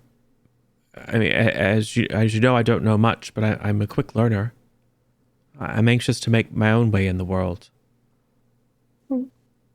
Perhaps we'll take some time in the off season to practice and get you ready for when we set back out, and I can give you some tips. I'm fairly good at finding fish. Yes, ma'am. Do you think you could get me a job on your boat? Folks around town say that the Porpoise is blessed, that it always seems to pull in a catch even when the other nets are empty or full of unspeakable things. Well, dear, you're looking at the miracle of the Porpoise, so I'm sure that we'll be able to figure something out for you. Can you teach me to do what you do? I know, ma'am, that they say it's witchcraft, but I don't believe it. I think it's probably a skill. You seem awful smart. You seem to notice things. Maybe you could teach me, because that would be a skill that I could make my way in life with. I can show you some things. Some of the things that I do, I've just always been able to do. I can't explain it. Maybe it's a gift. Maybe it's something else, but I can show you the general good spots. I can show you how to catch the fish. I can show you where they tend to hide, what their habits are, and I think that you'll do just fine. And do you think the captain would have me? If you can prove yourself, I don't see why not. I can work real hard, miss. I'm sure that you can, and perhaps I'll speak to the captain about taking you on as an apprentice, so that once I finish my time aboard the Porpoise, there's someone to replace me. Well, he will. I mean, he won't like rush and give you a hug because he's super traumatized. I mean, yeah. Because his life has been awful, and yesterday was even worse. But you can see the gratitude, and you can see him. It's probably, I mean, if we take a step back as pure observers, it's probably the beginnings of Stockholm syndrome. Let's be honest. But you can see a little bit of hope and attachment. Like he's starting to form an image in his mind about how he's going to like survive and make it, and has just decided that you are the one who's not going to try to kill him. Yeah. He probably doesn't feel like super anyway about, actually he probably has good feelings about Ephraim, because Ephraim was like teaching him some things. But Ephraim hasn't been around as much. Ephraim is sitting on the top of the church tower in a kind of uncomfortable, cramped position for several hours. But it's distance, it's peaceful. The air is somewhat cleaner up here. It doesn't smell quite as bad. Eventually you think to pull the knife out of your chest. It's like because your arm keeps catching on or whatever. And just in this kind of daze of, looking at the ocean and how lovely it is, eventually you kind of maybe set it down on the lip. But it's quite nice. Do you wait until the priest wakes up, or do you try to sneak out unnoticed? If I've got places to be, then I've got places to be. I presume we meet up with the rest of the group. But yeah, I'll walk out, and if the priest is there, then I'll speak to him. Do you think the priest is there, or is he not? I don't think so, no. Okay. He probably doesn't rise early. And he probably has been, partaking a bit. So he probably takes him a bit to rouse. And you're reasonably cautious and quiet, so you let yourself out the way that you came in. Yes, so it is probably you who witness the arrival of your captain and a somewhat unusual sight. A carriage drawn by two horses. I mean, around here, it's a cart if you're lucky. And to be honest, this carriage is not in the best repair, but it is, to your eyes, a fine make. Would the carriage yes. have the captain's family crest on it? I don't think so. Because they're not that. I mean, they're very, very fancy for the island, but they're not that fancy. Or perhaps at one time they were, but they haven't been in a very long time. But it has a bit of a bonnet on it, and you can see there is a figure wrapped up in blankets in the carriage, and a driver, just probably a fisherman or someone that was hired. The captain looks put out. But as soon as he sees you, Ephraim, and then motions you over. Sir? Ephraim, we are to set out tomorrow. So, Aye, sir. rouse the men, rouse them out of the whatever drunken stupor they're in, whatever horrors they're able to find on this blasted crag. Tell them to make ready. And Ephraim, he looks back. My father will be joining us. He's Aye, Captain. quite insistent upon coming. So I expect you to prepare the men to be on their absolute best behavior. Absolutely no swearing, no spitting, no foulness or coarseness of any kind. My father will not tolerate it. No one is to address him. No one is to approach him. No one is to enter his cabin. Aye, Captain. Excellent. Well, see to it. I turn and leave, and as I round the corner and have left his line of sight, I spit on the ground. Just getting out of your system.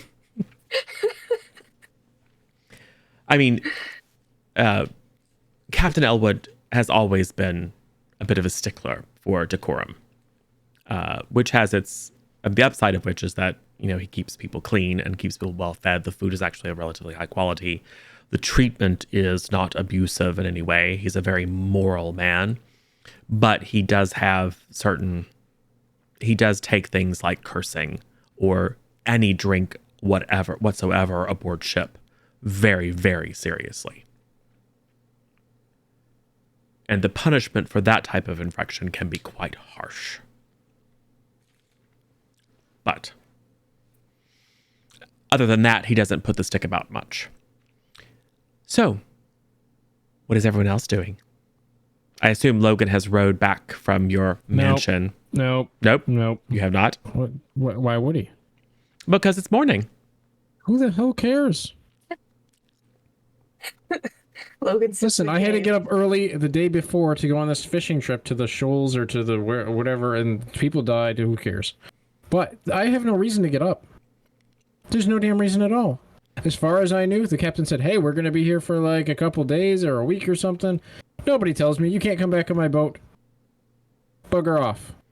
You don't know precisely when the Porpoise is set to depart. Yeah, the dolphin, sure. It could be today, it could be tomorrow, it could be in 3 days. But I would say it's typical it doesn't have to be in the morning, but typically one would at least check to see if notice has been posted or ask around. It doesn't have to be in the morning. I will get up in the noonish. Sure. Have a little lie-in. Yeah, I would lie in. Have your Talk manservant serve you some breakfast in bed. No, he's not very good at serving anything. True. He's good at listening, though. He's a great listener. Tell him of my exploits and how I became a doctor. So now I am technically Captain Logan Turner, MD, Esquire. Mm-hmm. Yeah. I mean, I'm curious what disease it is that has driven Logan mad. He's been on a ship for so many damn years. It's true. There's all kinds of poisoning. Salt, and there's bad fish, and there's... Who knows? He has to deal with people, So, because of my job title is just doing everything that people tell me to do. Who knows what I do? Nobody. I don't know what I do, so I'm the captain. So, what is everyone doing? We can go a little free form with time. We don't have to do it hour by hour. Can Minerva poke Daniel, or at least attempt to? Yes, he will scream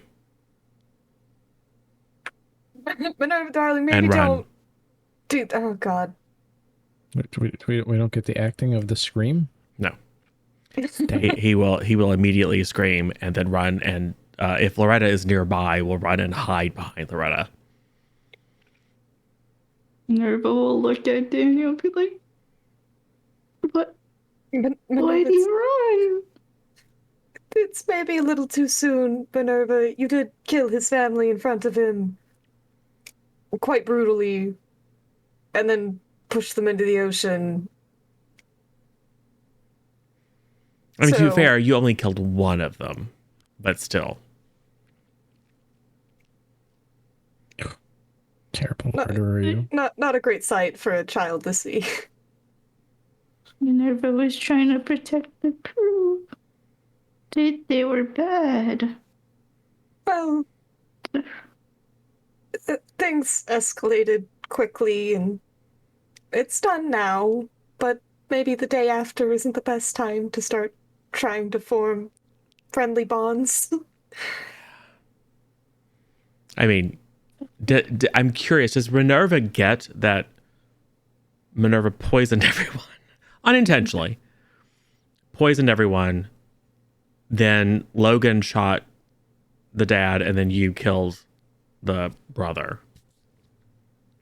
No. Does Minerva get have enough empathy to see from his perspective, or is it all? But I didn't mean to. No, Minerva doesn't have much empathy for the male species. Yeah. Or perhaps She in saw general. that. Yeah, she saw that there were 3 outsiders on the boat, and then there were 2, and then there was 1, and then she was very confused as to where the other 2 went because they kind of disappeared at some point. She wasn't quite sure how that happened, or low-key forgot, and is now very confused as to why the kid doesn't want to be near her. Yeah. Well, that's a little tragic. But yeah, he's going to take a little time to warm up. Let's just put it that way.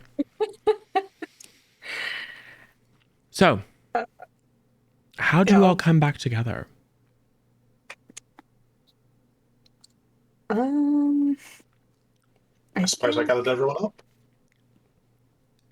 Do you know where Logan sleeps?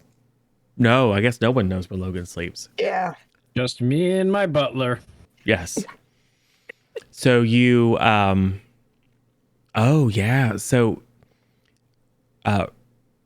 rousting the crew is going to probably involve going to the flop house. What's the captain and his father? Were they also maggoty-ridden monstrosities?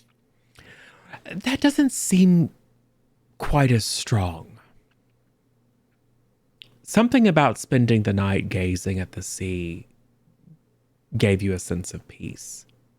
And when you saw the captain, there was just think of it like muscle memory. Just you know how to do this. So it was very easy to have that interaction. And they were far away. Well, I'm going to hit up the pub first, and each time I see a member of the crew, I'm going to tell them to spread the word that we're leaving on the morning tide, and I'll be on my way. Excellent. And the flop house? Yeah. Yes. All right. Well, you do hear that not a member of your crew, but someone who had been actually looking for work was attacked the night. And there's a bit of a hue and cry for, and some people it's you just imagined it and, whatever. And, he's like, no, I tell you, I got the sucker right in the guts. But people don't necessarily believe it because there's no one walking around with a knife sticking out of them anymore.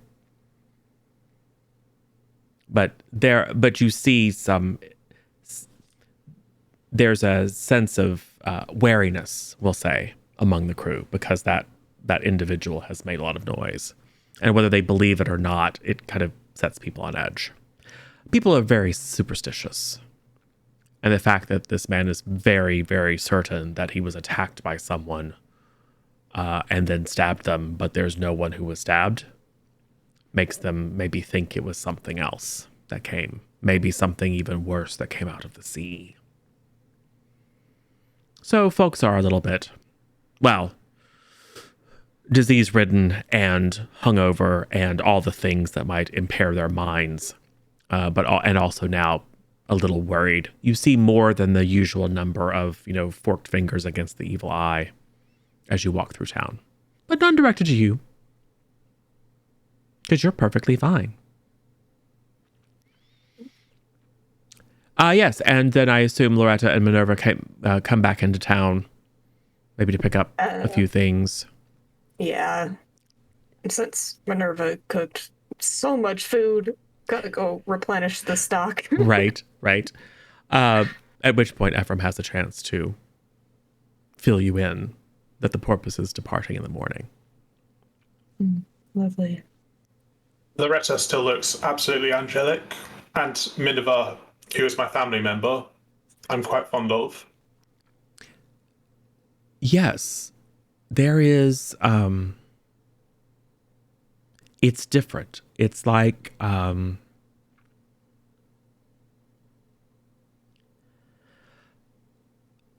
Loretta glows with a cool light, very soothing. And Minerva is like a crackling fire. But it's not that kind of prickly, hot, annoying sense that you got from whatever it was that was up in that, blasted and potentially haunted or cursed flop house. You understand the heat. And it doesn't annoy you.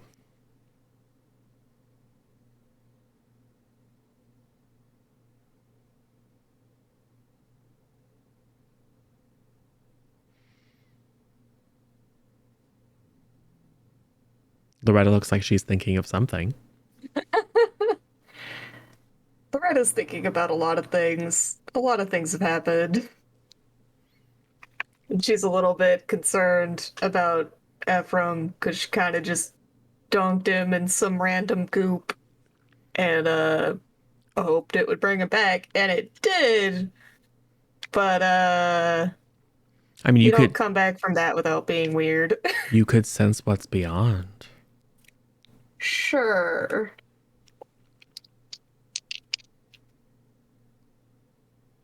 Uh, 10. You receive visions and truths. Yeah. I am very handsome. No, Ephraim, to all visual appearance, looks quite good. Healthy. Maybe it's just because of lack of worry or something, you don't know, but almost more youthful than before.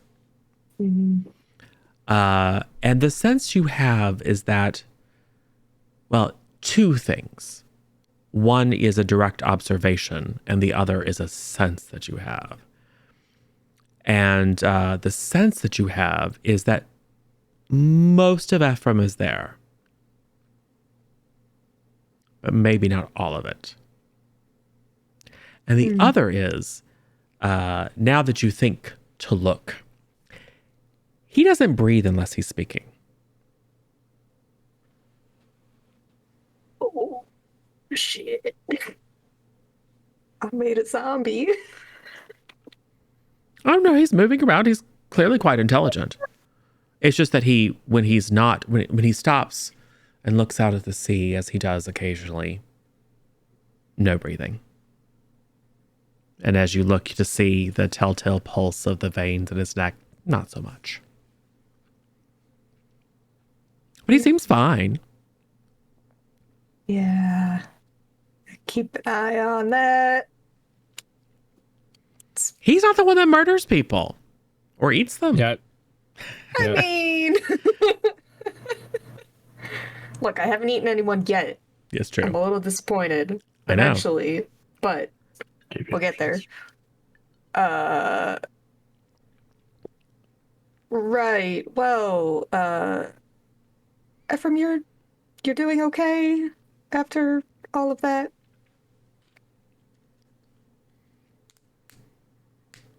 Yes.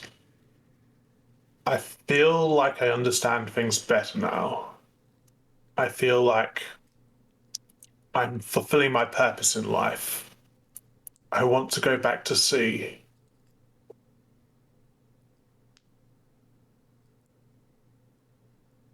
Well, we'll get to do that tomorrow, I suppose. Getting back aboard the boat. In the meantime, do either of you know where Logan is? I have no idea. It's about noon. I'll probably show up at the pub at some point. And here comes Logan. Cheerio. What's up? The Porpoise is casting off tomorrow. The ship or the animal? The ship that we work on. Yes, that you work on. Yep. I don't know if I will be joining you. Why not? Well, I mean, it is rather droll there. Plus, I am the captain of a boat here. Not a very good boat, but it is a boat. And you are my crew, so you would be abandoning me to go back to that place. This sounds like mutiny. Right, the captain of a boat, which probably now falls to the hands of the only surviving member of the family that we pirated, What? and you have declared not yourself the captain of. I was the one sailing the ship last night. Clearly, I am the captain. Yes, that's wonderful. Or I the will navigator. No, I navigated. Regardless, I will take my chances aboard the boat that we are already established on, and that pays us, and make I sure paid that you. I don't know what go you hungry. wanted. What did you pay me with? Sarcasm. You got the boy. That's a great payment. How many boys have you picked up on the Porpoise? I don't tend to pick those up anywhere. See? Poor An thing was improvement. orphaned again. No, you have him not orphaned. Family, done. I did everybody a favor. And this is how I'm thanked. Look, you can cast off in that boat alone by yourself in the morning if you want. I will be aboard the Porpoise. Minerva, Logan. how about you? And Minerva, You can cook anything. Can Minerva hold on to Loretta's arm?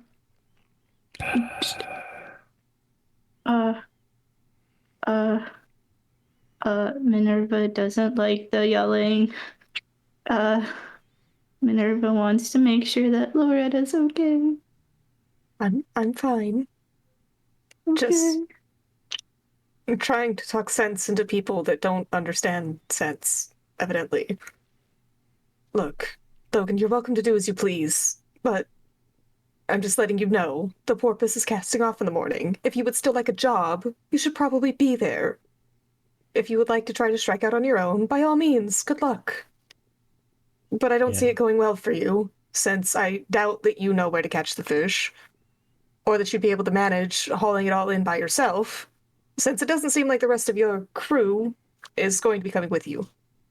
I suppose that is true. I'm not very good at catching fish.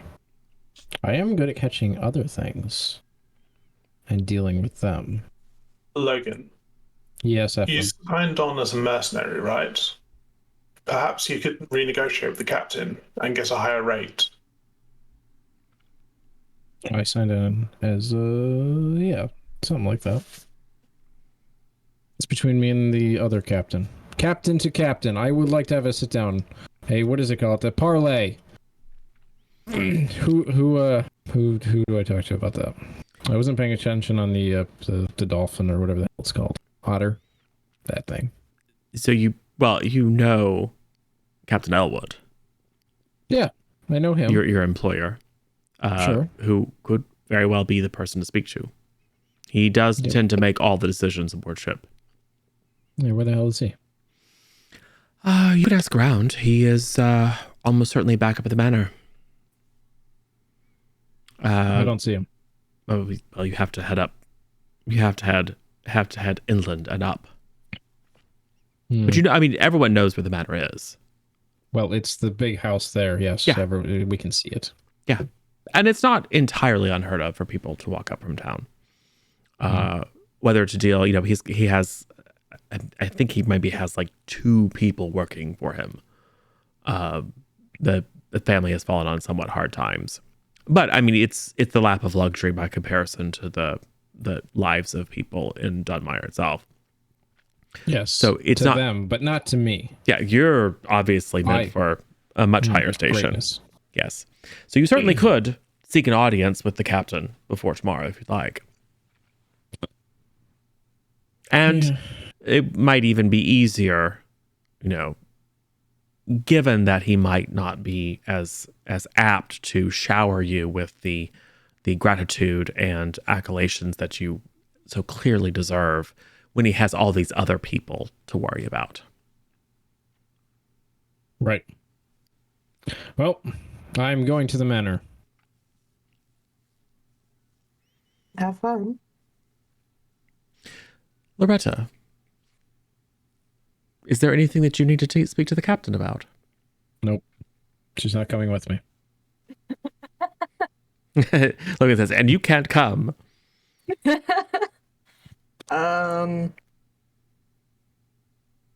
don't think so.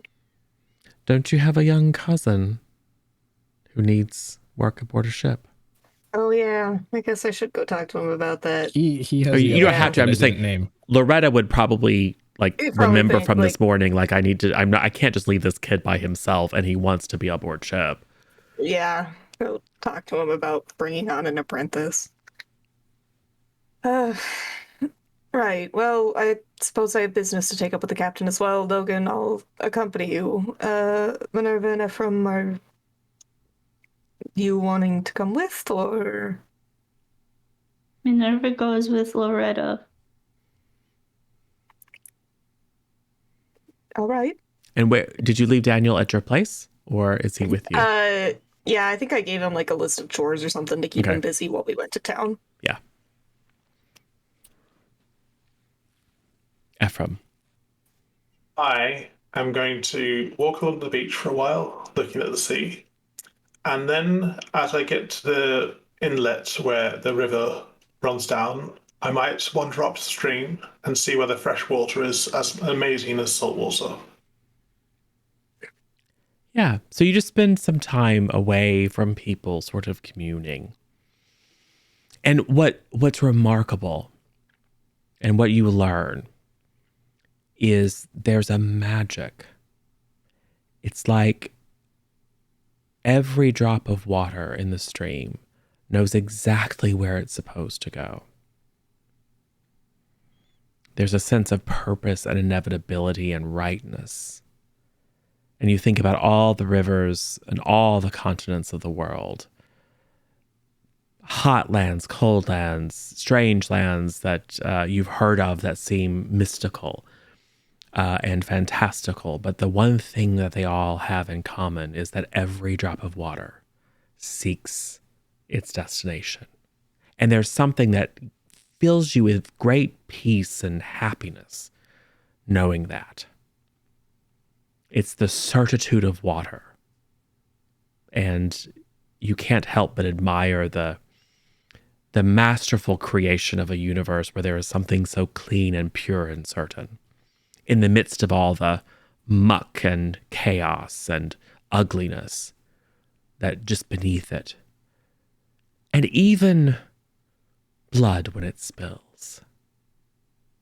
tries to resist the power of the land, tries to find its level, tries to roll back to the ocean where everything belongs. It's lovely. One day, I should like to be one with the water, I think. I should like to head downstream and into the ocean. And I should like to let all the other water do the same. Even the water in people's bodies. Probably. Not with malice, right? Just like wouldn't it be nice and so peaceful if it could all just flow back to the source? Ah, that would be a lovely world, wouldn't it? Oh, yes. Nice. So, you make your way up to the Elwood Manor. It is, I'm trying to think. Logan, you probably have been here once before, maybe. Loretta, possibly you might have been here once as well. But it's certainly not a place that you frequent. No. Captain Elwood is not a sociable sort. He's not sociable, and he won't lend out his servants. True. I mean, he should really deal with you man to man, as opposed to putting on airs like he's one of your betters. So, but yes, you arrive. It is ramshackle, but some attempt is made, to keep it from falling down. The grounds are not necessarily well kept, but nor are they completely out of control. The fact that not much grows here on the island has probably helps to keep it somewhat tidy. But as usual, there's no sign of life. It just kind of sits there. Sad place. I think there may be a few rather ragged sheep. As probably the only moving thing. It's very sort of Wuthering Heights.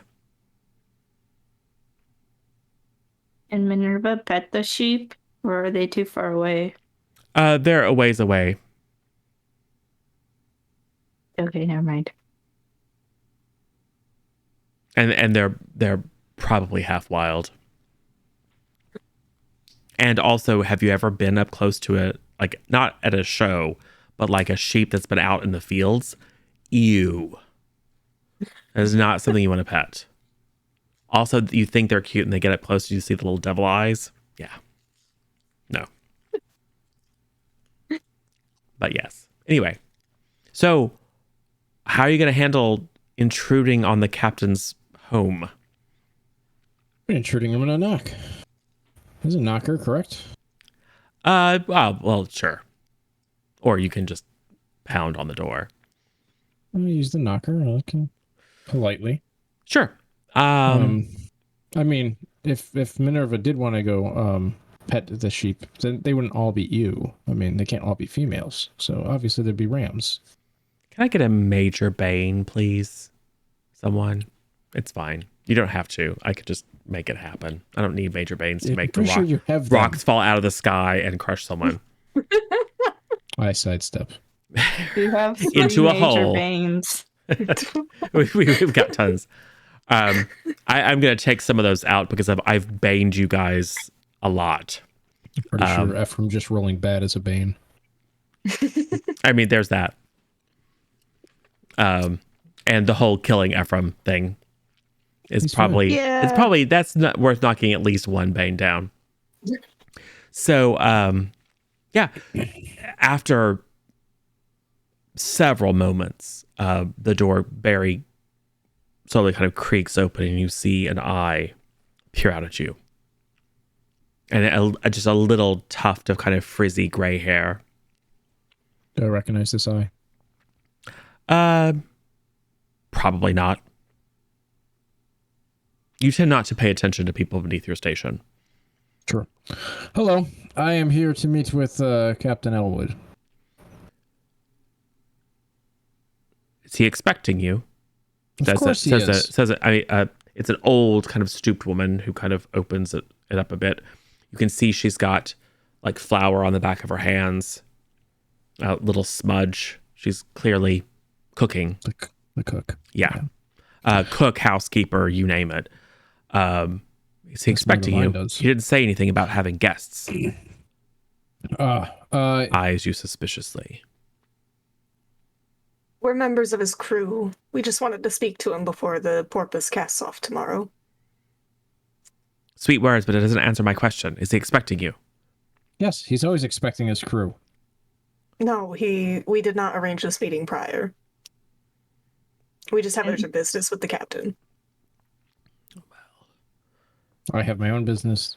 She has her own business. If she didn't make a meeting, that is on her, not on me. I'll go let him know that he's got some strange folk up here to see him, saying that they're his crew. I suppose you best wait inside. Thank you.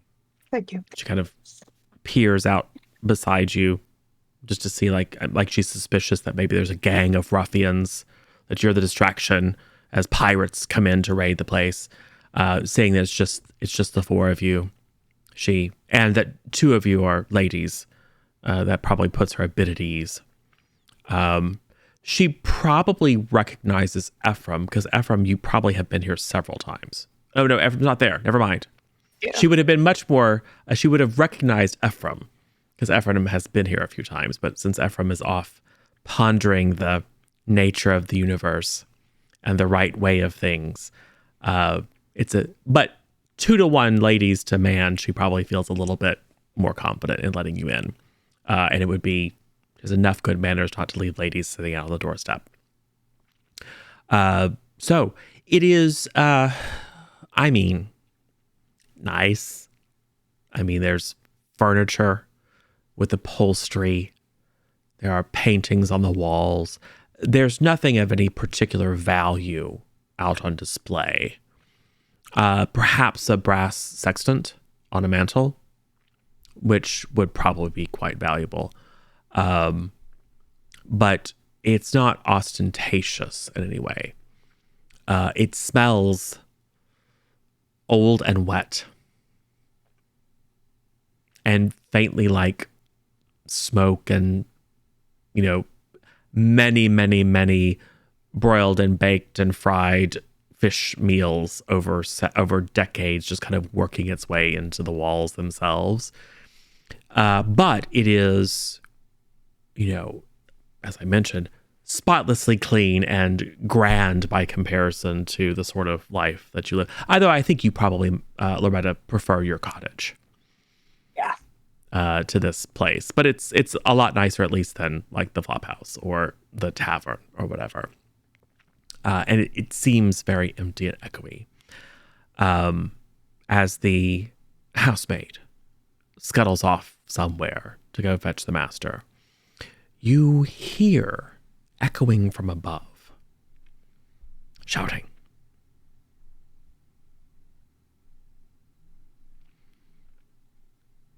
Two men's voices raised in anger. One much stronger, clearly the captain. One that seems like the creak of a rusty hinge. Somewhat difficult it's much harder to piece together the words because of the raspiness of the voice. But clearly they are engaged in some heated discussion. What do you do? Minerva hides behind Loretta and attempts to hold on to her arm rather tightly. Loretta will just kind of put her arm around Minerva and just like, it's okay. Not gonna hurt you. Keep your knife put away. Minerva goes into kill mode. Yeah.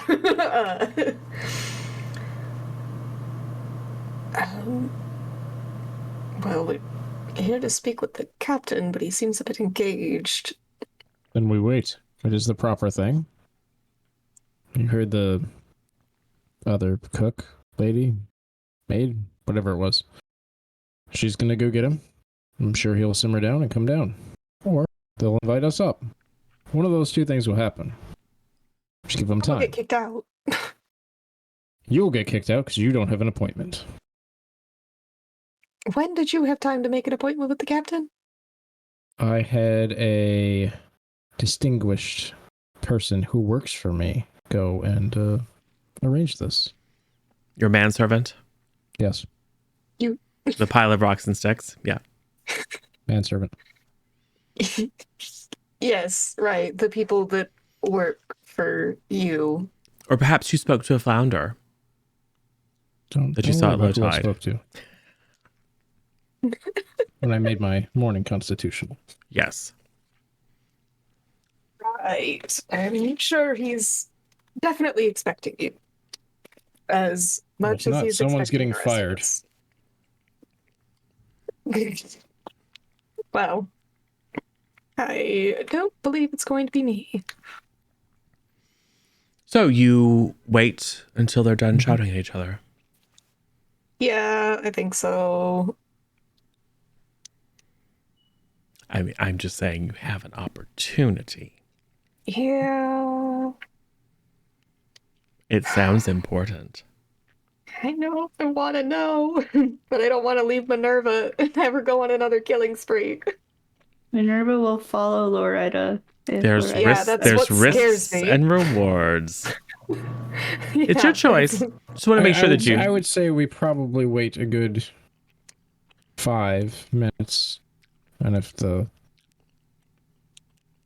argument or whatever it is going on gets louder, or maybe there's overturning of furniture.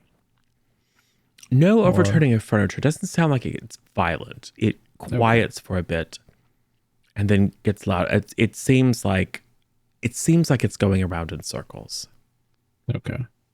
So if it just continues around circles, maybe we should venture up and, because clearly the we can hear it, and the maid lady hasn't come back yet.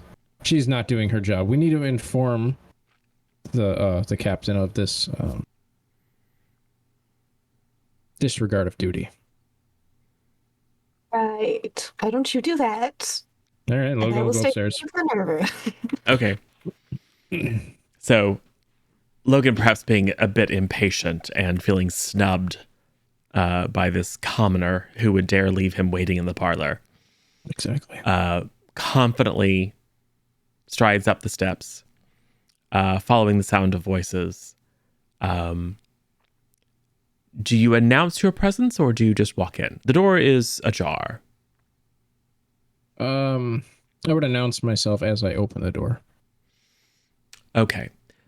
So as you come up, you hear the captain saying, "I will have no more of this insanity, Father.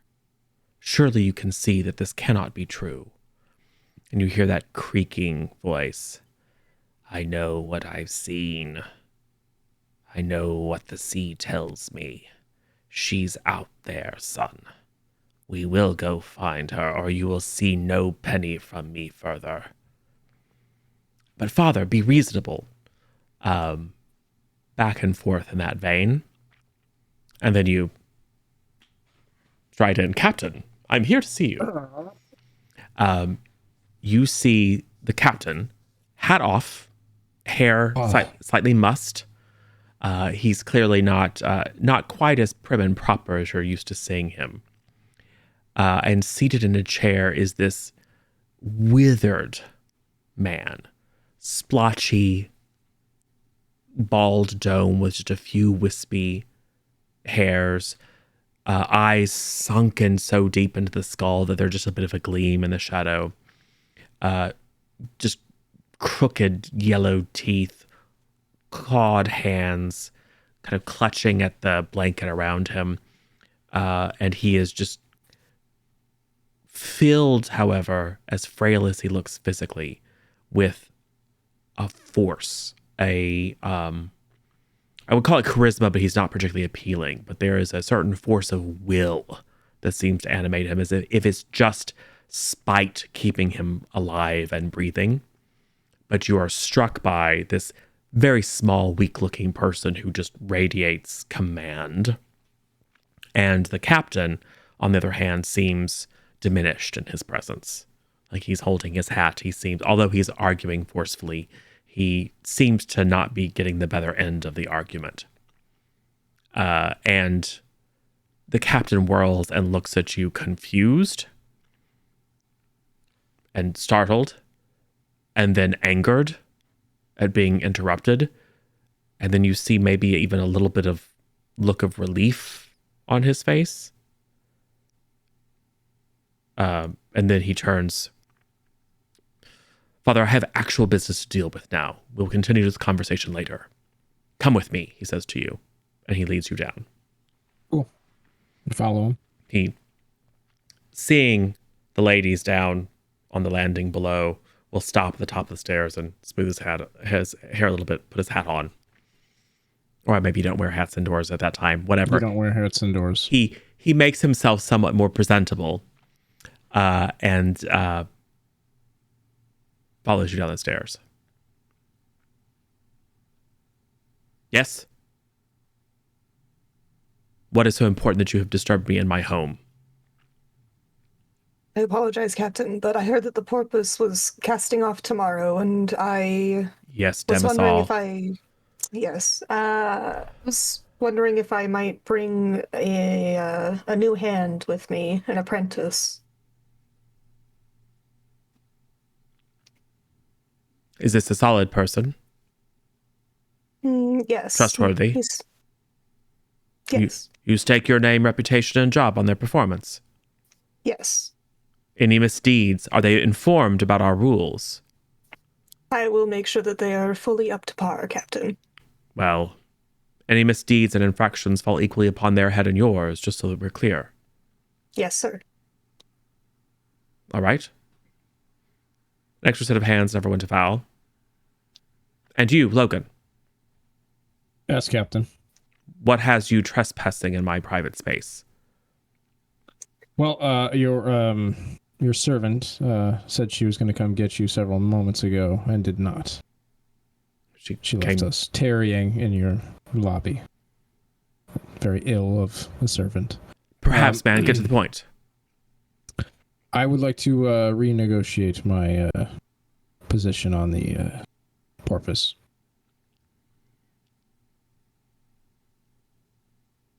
You want more money? I do. For what? Well, on the Porpoise, I have been doing several crew jobs to keep us afloat and adrift in the right areas. As well as I haven't contractually been tasked as what you have me as. He has stopped listening to you. Of course he has. And he's looking. He's thinking. I might be convinced to renegotiate. I might, in fact, and he lowers his voice a bit, I might, in fact, have a very important job for you.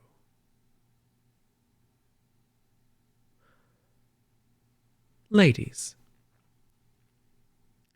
please feel free to withdraw to the parlor. I'm sure we can see to some refreshment while the men talk business. Yes, Captain. And you do. And eventually the housemaid comes in and is kind of surprised to see you, but kind of puts two and two together and offers you tea or something. Tea and some stale biscuits. And yes, Logan, you withdraw to the captain's office, or his study, I should say, where he lays out before you a proposal that you would likely find profitable.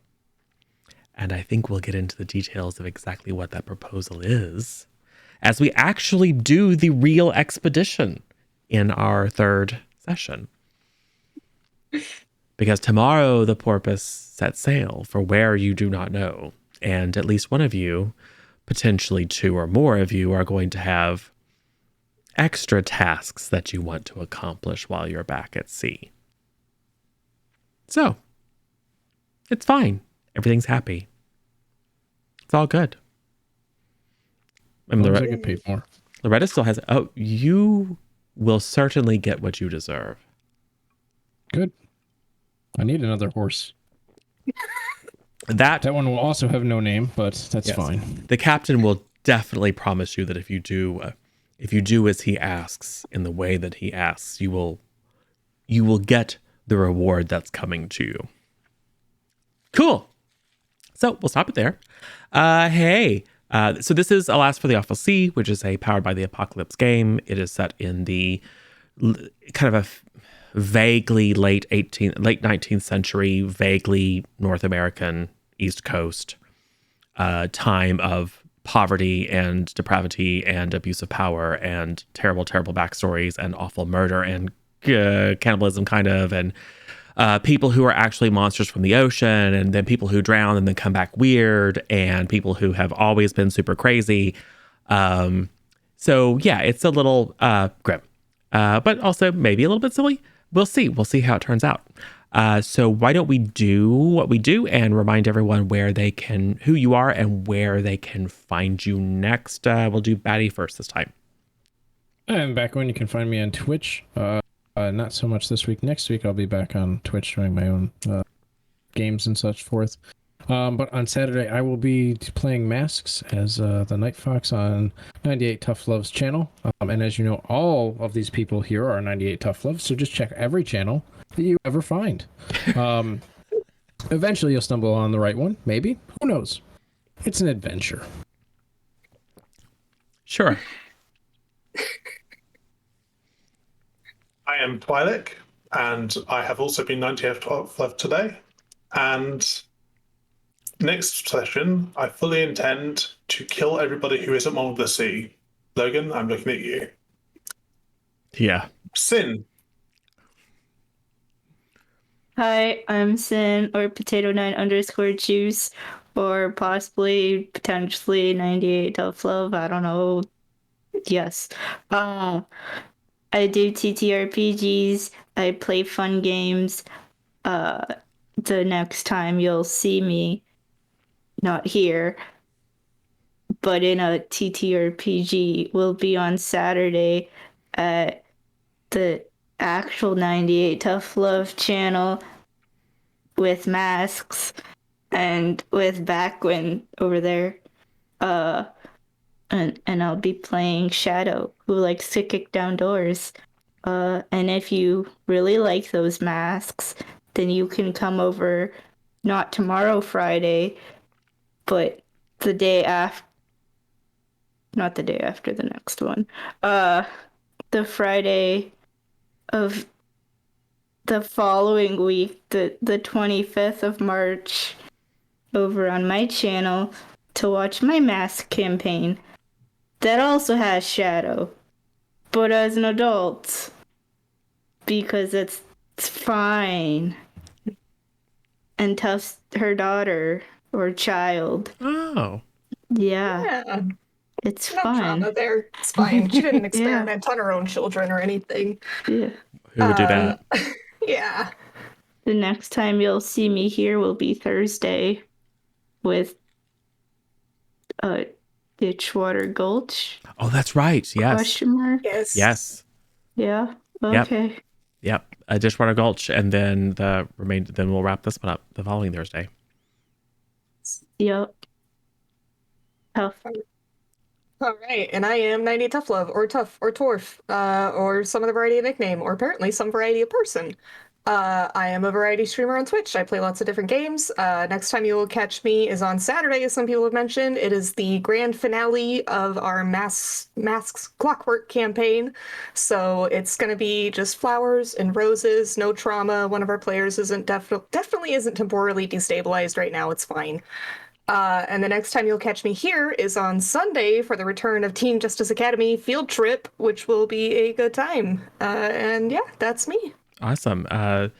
Yeah, so this is like the Oops All Tough episode. Is that what we decided? How did that happen? Apparently, I don't know. That was, by the way, purely organic and kind of weird, but that's fine. Completely on brand. Completely on brand. Yeah, I am, although I would like to be tough, I'm not. I'm Zero Daylight. or DM or GM or keeper or narrator or creature from the deep or whatever the system requires. I run games here and play games here occasionally when I can trick someone else into running them. And play games over at Duckworks channel and Mike Kelly's channel, and run games at Juices TV and Listen Tea every Sunday as well. I think most of the upcoming things have been mentioned. We're starting up Teen Justice Academy again for issue number 3. We have Minnesota Smith and the Temple of Boom, 2-shot on Sunday evening. Tuesday, we have The Real Thing, which is another Powered by the Apocalypse gang. It is the Kickstarter for that is actually now live and was funded in, I think, like 12 hours. So that's good for them. One of the Jasons, one of the creators, is going to be with us to play. I will be running it. Tough, I think you're going to play as well. So that'll be fun. And then we have wrap up of this. We have wrap up of Dishwater Gulch, our D&D kind of Weird West campaign, mini campaign. And then lots of stuff on the calendar for the following weeks, from a Paranoia one-shot to revisiting Spectrum Squad to Sasha the Vampire Slayer. So we have a lot of things that are on the calendar. So if you're curious about those things, you can check us out at community.c+content.tv. It's a lot of syllables. That is our Discord channel. There's a C+ Next channel where you can see like the calendar and talk about the things that you enjoy and like game systems that you might recommend. And you can check us out at cpluscontent.tv proper, which is our YouTube channel. Everything that we broadcast here or over at Juices TV and Lissa T shows up there about 24 hours later. So there are now many hours in various different systems, reasonably well organized, so that if you want spooky like this, you can watch spooky. If you want sci-fi, you can get sci-fi. If you want to do nothing but watch Teen Justice Academy, there's an entire Teen Justice Academy playlist, which is mostly for Tough, but that's fine. And you can check out all the stuff that we've done over the past 10 months or so. So yeah, come hang out with us when we're live. Come join us and enjoy the content on the YouTube. And thanks everyone for joining. Thanks for playing along. Thanks for like taking little pieces and running with them and like moving it forward without a lot of prompting. I always really enjoy that. Thanks for just being an insane person. You know, I was thinking, there's a particular thing that used to happen before there was a cure that would make people go crazy. So I'm gonna do some medical research to see exactly what the symptoms are, to see if I can diagnose what is wrong with Logan. But it's clearly something, and it's clearly a incurable and progressive illness. So we shall see how wrong that goes. Fantastically wrong. Yes, it'll be fine. I predict Logan will be the only one unscathed by the end. Because all the horror happening doesn't really quite faze him. Or a certain Ephraim will see to the natural course of things as Ephraim now understands it. So that'll be fun. Cool. We should probably go, unless anyone has anything else they want to announce or shout out. Happy to hear it. Nope. Cool. Nope. We should probably figure out who we should go see. I have not looked yet. I just unmuted myself, so you heard a little bit of echo. We could go see. We've got Vorpal Tales doing Savage Lands. We've got, what's Weave the Tale doing? Pathfinder 2e. We've got Zam with Borderlands. We've got Hippo playing RimWorld. And I'm absolutely open to suggestions. You guys probably have a better sense of. Oh, Saving Throw Show is doing a Dark Souls RPG Learn to Play, and it's the first episode. That might be interesting because I know nothing about that system. Cool. It's a thing. I follow Saving Throw Show, which means I probably think they're cool. So hopefully this will be a good ad. So let me go ahead and get that plugged in, and then hopefully the pre-roll ad will. I really wish there was a way to opt out of pre-roll ads. Yep. Looking good. Cool. So we are going to raid. Well, first of all, oh, we got the raid calls in already. Cool. Saving throw show. Is that working? Yep. They've got follower, subscriber only chat, which is not necessarily the best, but it's a good opportunity to be introduced into a new system that's shockingly kind of grim. So maybe it's thematically appropriate for what we've just been doing. Cool. All right. Thanks, everybody. Bye, John. Bye.